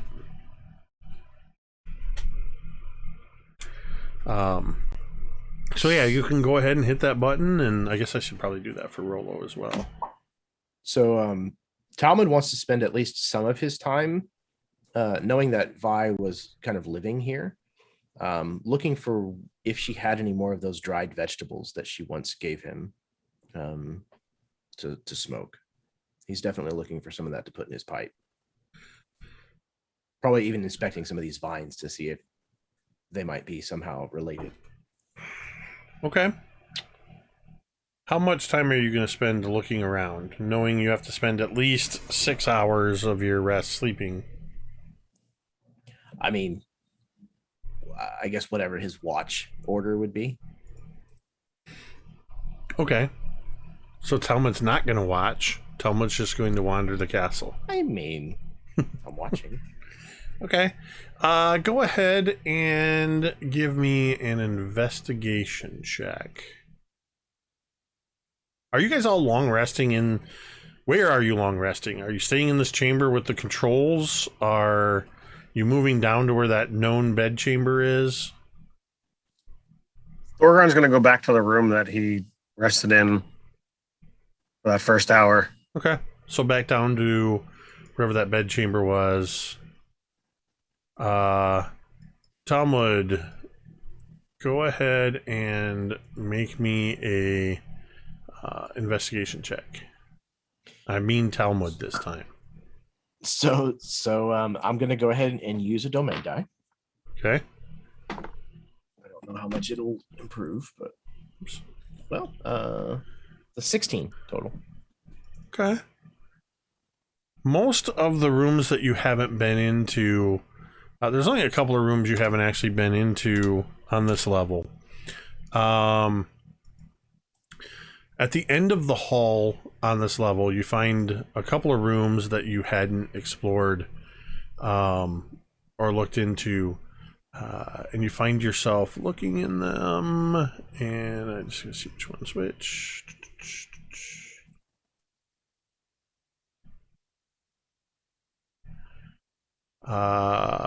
Roll me. Well, you tell me. There's 2 doors. Would you go to the one at the end of the hall, straight at the end of the hall, or to the one that's to the north? Let's go with north. Okay. So you find in there what appears to be a bedroom, another bedroom of some type. There's a plain stone bed in there, a stone trunk, and 4 unlit braziers. You see that whoever's bedroom this was, that they haven't been here in a long time. This is some kind of storage room. You find several containers of crates of dry goods, I'd say there's a couple barrels of ale, wine, water. This appears to be whatever foodstuffs were being brought to sustain the fortress. They were being stored in whatever this room was. Other than those, you see the stone bed and the stone chest that's sitting at the end of it. The stone chest closed? Yes. Is there a lock on it? Nope. Curiosity will certainly get the better of him, and he'll open it. Okay.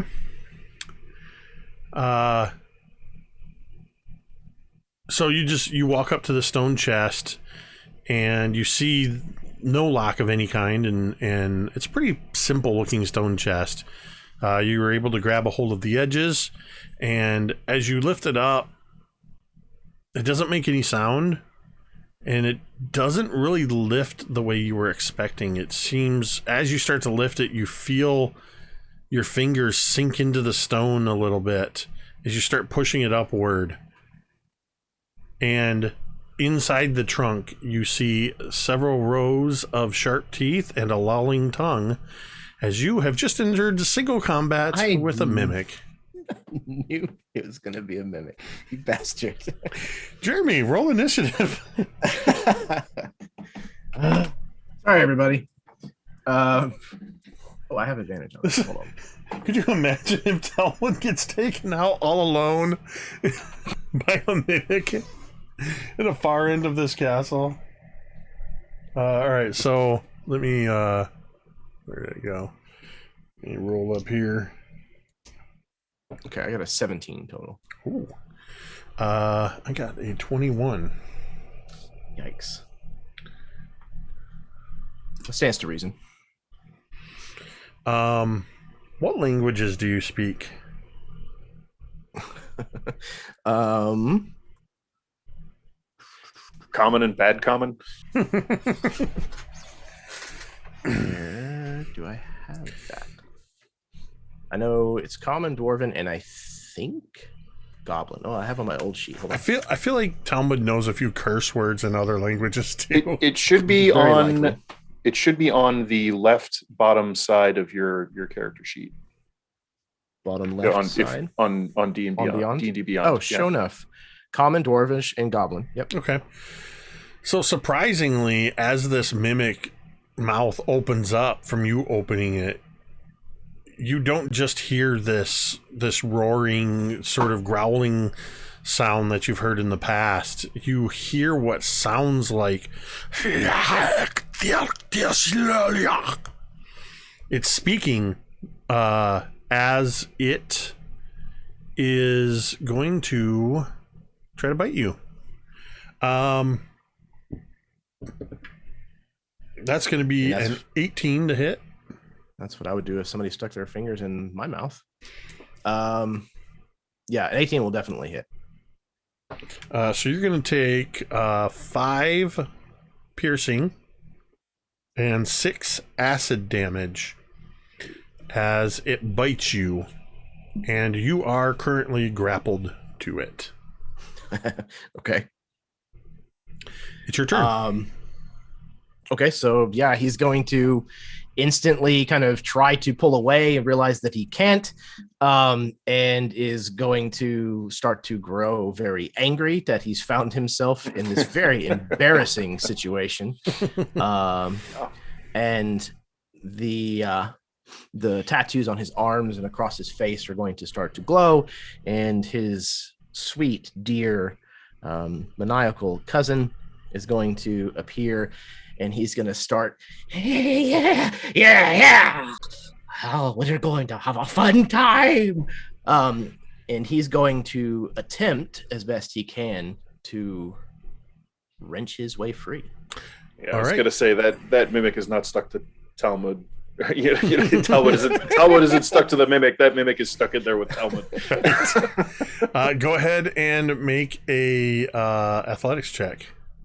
Should have advantage. What you get advantage on. Okay. And it's a strength. Oh, that's if you do damage, you get the plus. Go ahead and make the strength check. Okay, it's going to be a 26. You pull, and it's like a Stretch Armstrong for a moment as the adhesion of the lid to your hand. And as you're doing this, you actually hear the chest. You still don't understand the language it's speaking, but you understand as you pull away, and then you distinctly hear ow. Any other? Well, you used your bonus action and your action already. Yep. So that's it. The tongue is going to whip through the air. Oh my gosh.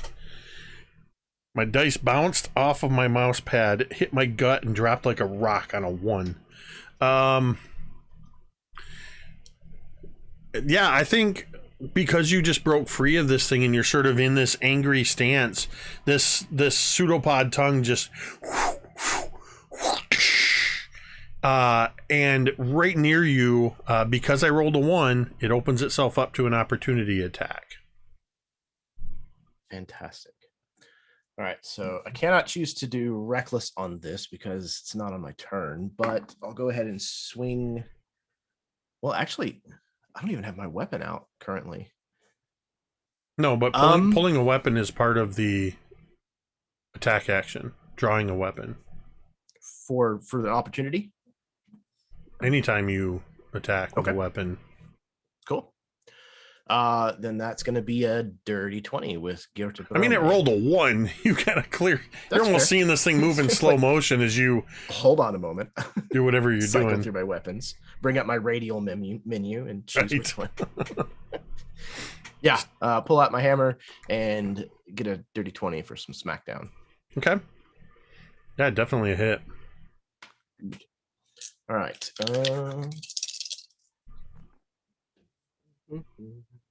22 points of bludgeoning. Okay.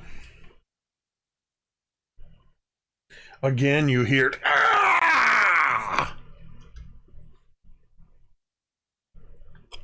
Stick to me, I'll stick to you. We'll be fast friends. You just wait and see. Okay.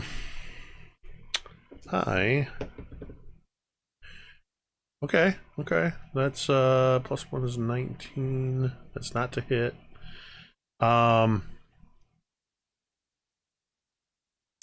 The mimic actually doesn't attack you. As you hit it, it sort of you see it still mostly in this chest form, but you see the tongue lolling out. You see all of the teeth, and you can see now several eyes that are popped up out of the top of the chest, and the eyes are frantically looking around. The tongue sort of comes back and licks across the teeth, and it is going to disengage and move backwards away from you, kind of pushing in towards. In fact, as it moves back and pushes in towards some of these where these storage crates are, you see it, part of it starts to, it almost looks like it adheres to a barrel of wine, and then itself begins to change its coloration, and you see it starting to shift its shape a little bit. But it still has the teeth and mouth out, and it's just there, probably about 8 feet away from you.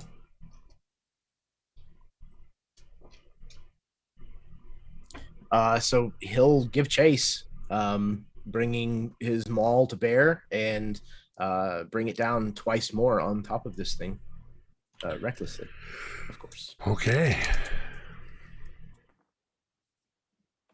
Okay, that's 29 on the first one. Yep. Second.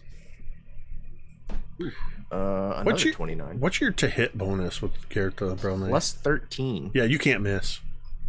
Oh, sweet. I mean, unless you roll a 1, you're gonna hit this thing. That's a good problem to have. All right, so F's in chat for the mimic. All right, so the first one is 13 and 16 bludgeoning for the first. 16. And then 20. Nope. Wait, 22. No. I was right the first time. 20. Sorry. How do you want to end it? So it's kind of you reached up in a- exactly you with that last one. You exactly hit it on its Nice. HP. So it's reached up and kind of attached itself to this barrel, doing its cuttlefish thing, where it's like texture and color are starting to kind of change. Yep. And that's the first place that he hits it, which kind of detaches this sticky, icky pseudopod that this thing has extended towards this barrel. And as it rears back and opens its mouth, he actually brings the maul down the second time on the lid of the chest that's kind of still partially formed, forcing it all the way back open and basically just kind of splitting this thing down the middle with force. It just kind of quakes and quivers and then becomes a puddle. Yeah, it. By the time you're done with it, it looks as if the barrel was leaking the wine onto the floor. There's this sort of almost violet hued slick goo that just for a few moments you see like a tooth or an eye bubble up. You see it forms weakly into a pseudopod, and then you just hear this as it is now gone. And Talmud kind of, pants and breathes heavy for just a couple of moments afterwards, before the tattoos begin to fade and the face kind of recedes back into his own visage. Oh, well, looks down. Somebody might want to clean this up, and he's just going to kind of casually leave the room. All right, you want to go look in the other room?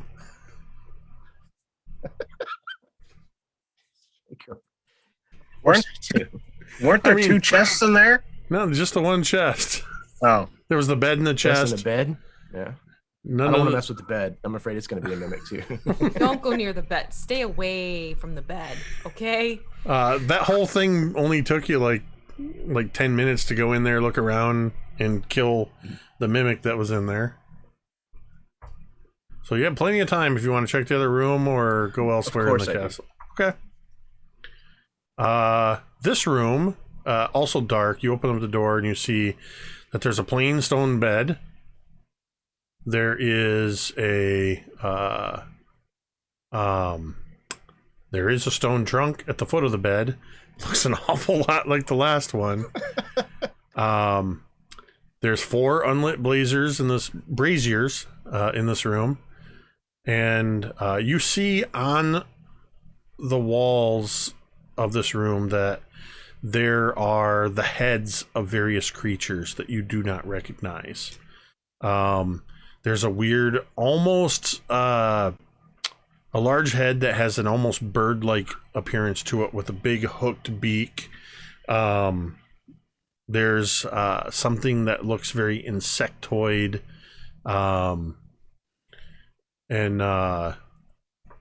Yeah, just otherwise you don't recognize what these are. Well, actually, you do recognize the wolf. But I think that's the only thing you would recognize. There's something that almost looks like it could be a large cat. Oh no, you would recognize this because you fought a couple of these in Krundrakar.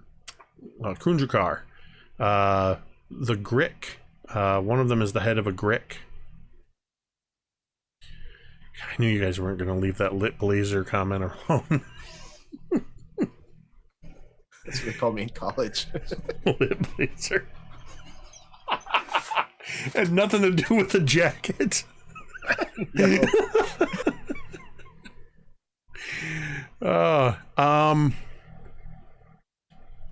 Speaking of blazers, I'm gonna pick one of the ones up and kind of toss it at this. The this stone braziers chest. are the very large, like basket they're kind sitting big, on the big. ground, and they're not Okay. lit.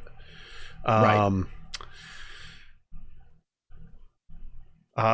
There's more stuff stored in here. More storage crates and things. You have dark vision, so it's 60 feet, yeah? Yes. Then you would definitely also notice, because this room also 15 by 15, you would also notice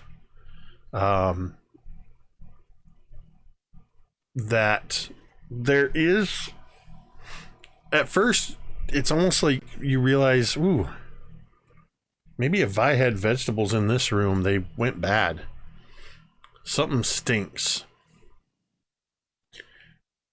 And then as you're looking around the room, you notice that in the corner of the room, it almost blended in because of all the trophies on the wall. You realize this is not a head just sticking out from the wall. There is a full-sized, about probably a good close to 8-10 feet tall, thick boy standing in the corner with his flesh hanging in shreds. There is the faintest sound of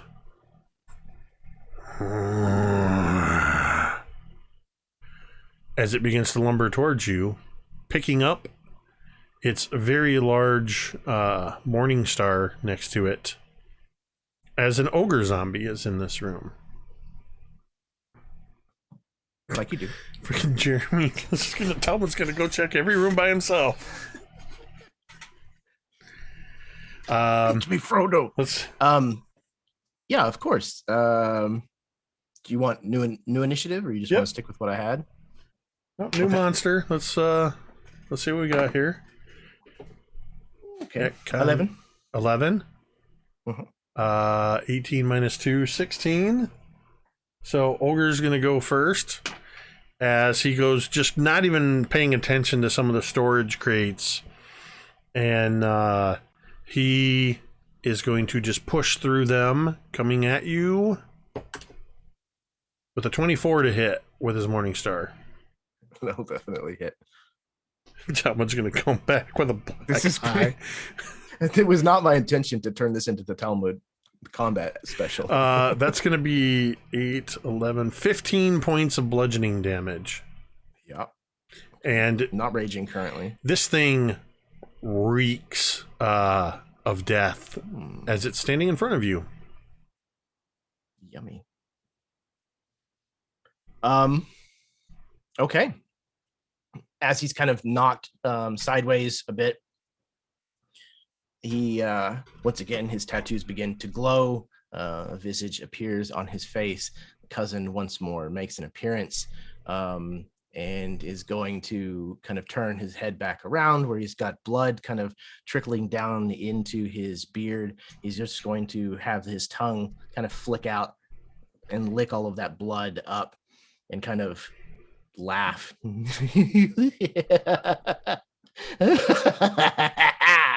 Yes, finally. And is going to bring Gerta back around to play again. I rolled a 20. A dirty 20 or a natural 20? No, that 20 was very clean. All right. I was going to say, again, unless you roll a nat 1, you're not going to miss this thing. Hey, that is 22 points. Bludgeoning. 22 points. All right. Yeah, you get a Oh, good... wait. That's No. not critical. No. Yeah, because you got a... Yeah, so 22 plus 23, so 45. It's yeah, whatever your max damage would be, and then Yeah. you roll. 45. How much? 4-5. Okay. Yeah, Gerta Brelne just sinks into the rotten flesh. Some of the innards start to spill out of it. It seems undeterred. Second attack? Yes, the second is going to be a 22. Yep. Okay. Ooh, that one is going to be 8 and 11, 19. Okay, a couple of good solid hits on this thing as it's just looking down at you, and it turns the spiked Morningstar over, blunt end pointed down, is just going to drive it down, try to knock it into the top of your head. That is going to be a natural 6. So 12. Don't do it. I think it just collides with Gerta Brelne on the way down, and it just sort of rings, knocks it back. And it's your turn again. Yeah, Talmud, not Talmud, kind of turns and looks disappointed at the strike that just missed him. All of that glorious, beautiful pain that just went to complete waste. He is then going to bring Gerta Brelne upwards in a kind of uppercut style strike. Should probably hit with a 31. Yeah. Okay. 8 and 11, 19 more on the first hit. No ones there. So that's 27 to hit. Another 19 points. How do you want to do this? So the first hit is an uppercut that connects with this thing's jaw and just removes the lower jaw that was kind of barely hanging on in the first place. And it kind of flies upwards. And as it's coming back down, he spins around and hits that same lower jaw with the broadside of Gerta Brelne and drives the bone of this. No, it's the tusk from that's kind of still impacted into this jaw, like straight through the forehead of the skull. And this thing kind of like seizes and then falls forward and collapses. Yeah, because you did how much damage on that second one? Was like 16? That sounds right. Something like that. Yeah, because there's no way I could hit that DC. No. Yeah. Yeah. So Undead Fortitude doesn't work here. The ogre collapses to the ground. The Morningstar comes crashing down on one of the crates, the contents of which are there's some dry goods that are in there that go spilling forward. And as it does so, and this thing collapses, you see on the ground that where this crate was broken up, part of the broken timber, you see the words Oakhurst stenciled in on the wood. And inside are what appear to be quite a few dried, like, spices, some flowers and plants, and there is a small wrapped in brown paper. There's a couple of packages with a little label on it that says Oakhurst Winter Apple.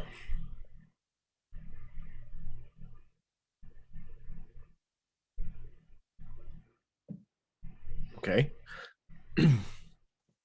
So I think there's a moment where like Talmud's hand is like lowering towards the spikes on this spiked great club, as if he's going to intentionally impale himself on one of these, and just kind of like right at the last moment there's this kind of stop, and Talmud kind of pulls his own hand back. Oh, that would have been gross. Kind of looks around and realizes he's done it again, and then sees the packaging on the floor and is going to kind of poke one of them, see if he can determine what it might be. It's pretty light.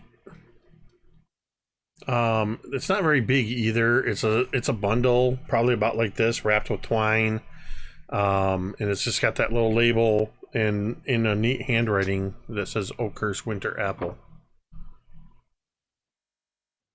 He'll open it. It's that good old Oakhurst Kush. Good Lord. He'll kind of scoop it up. Oh, vegetables. That's why I came in here. And he's going to kind of scoop up these packages and kind of tuck them into his, tunic or whatnot, and very gladly turn and leave the room as if nothing Talmud's happened. gift for fighting a mimic and an undead ogre is he found Some of that a few ounces druid. of Vi's Oakhurst winter apple is now a thing. I love that you gave it a name. Oh, remember that was the whole thing, was that the goblins were the goblins were bringing up the apples up from the That's right. that they would gift from the tree. That's right. The Gothias tree. Perfect. So yeah, sorry to everybody. Talmud's little illicit drug trip there. Had to fight some drug dealers. At some point, Talmud goes back to where everybody's sort of resting. And I would say that everybody except for Cantriel, unless you're specifically awake, Cantriel with that ridiculous passive perception, you would notice that Talmud smells a lot worse than when he left. Smells a little bit like death and seems to have a little bit of, I would say actually he probably hasn't noticed that sort of in his beard, there's like a little patch of skin and flesh from something that's not him. A little green and purple.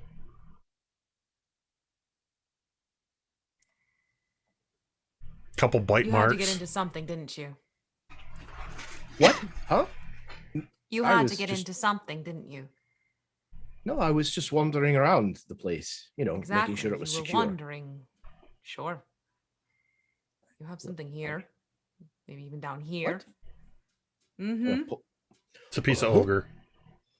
Kind of like Go throws it off into the outside and corner. use some snow. Use some snow to clean yourself a little bit. My goodness. That or we'll get Rollo to do it when she wakes. No, I'll be outside. You just hear Rollo kind of roll over, little hands and feet up in the air next to Cantriel, and you just hear, "Cleanse it with fire."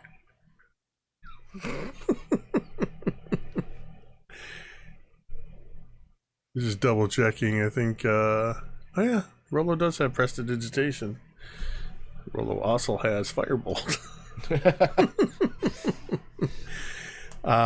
Same net effect.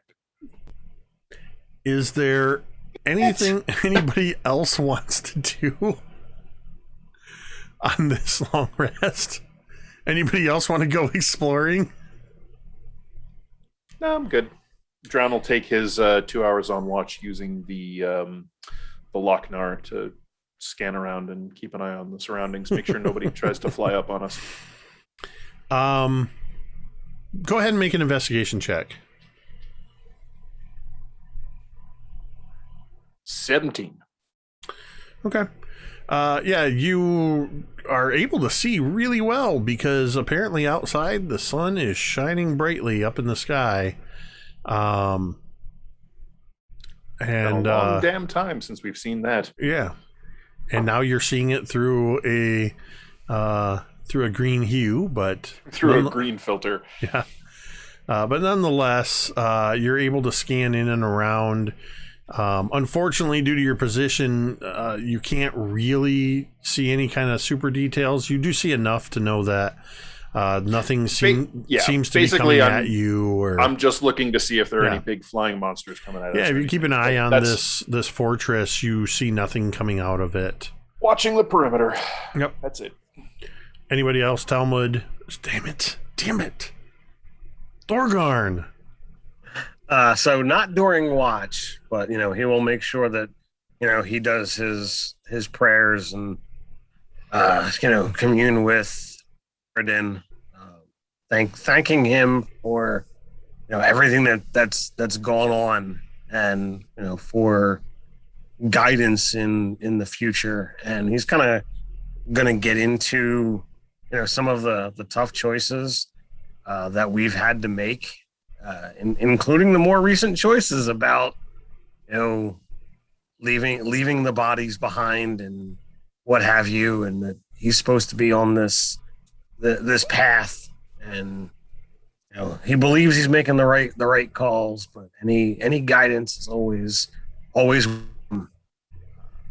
and seeing the light of dawn, that so resembles the light of a forge.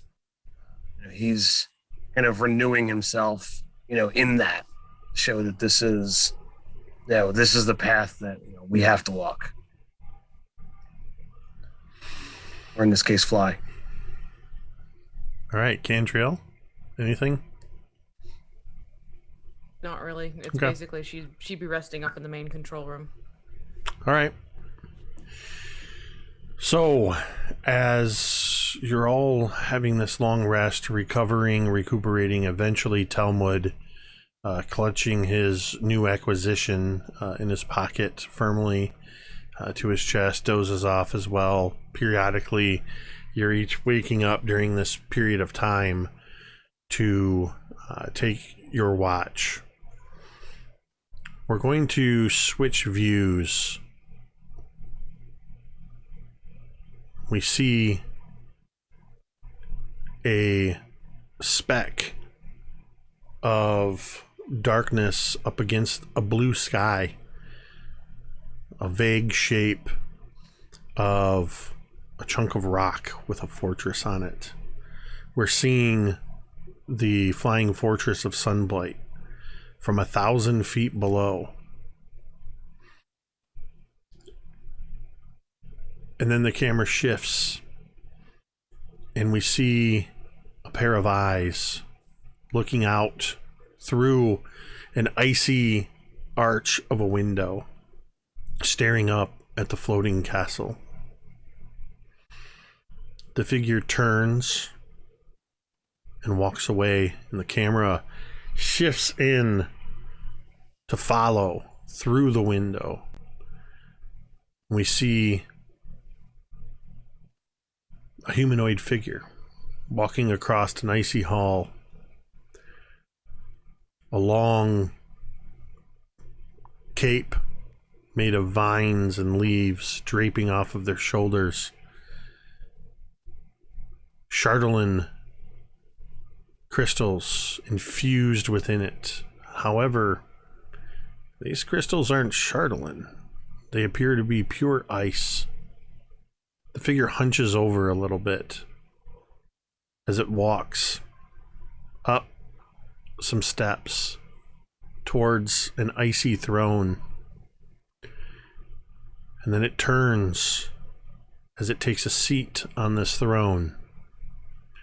And you see Vi as she sits down and stares straight ahead, and her eyes glow with a blue glow, and we see embedded in her chest a large blue crystal. And that's where we're going to end tonight. Well done, Josh. All right. I don't think we're going to be able to help her. Yeah. So, I think, that is our session for tonight, session 25. And I know we've been away for a couple of weeks. You're going to have to bear with us. It's the summertime, so we have a couple of some vacations and things coming up. We're going to have at least a couple of people gone. So we are most likely not going to be streaming Dawnbringers next week. But we'll be back shortly after that. This is turned into what we talked about a long time ago anyway, sort of a mid-season break, as this season is longer than all of the other seasons. So we'll be off next week, and then hopefully we'll be back the following week. Just keep staying tuned. You can, of course, as I said, you can tune in tomorrow night over on Slady's ATL.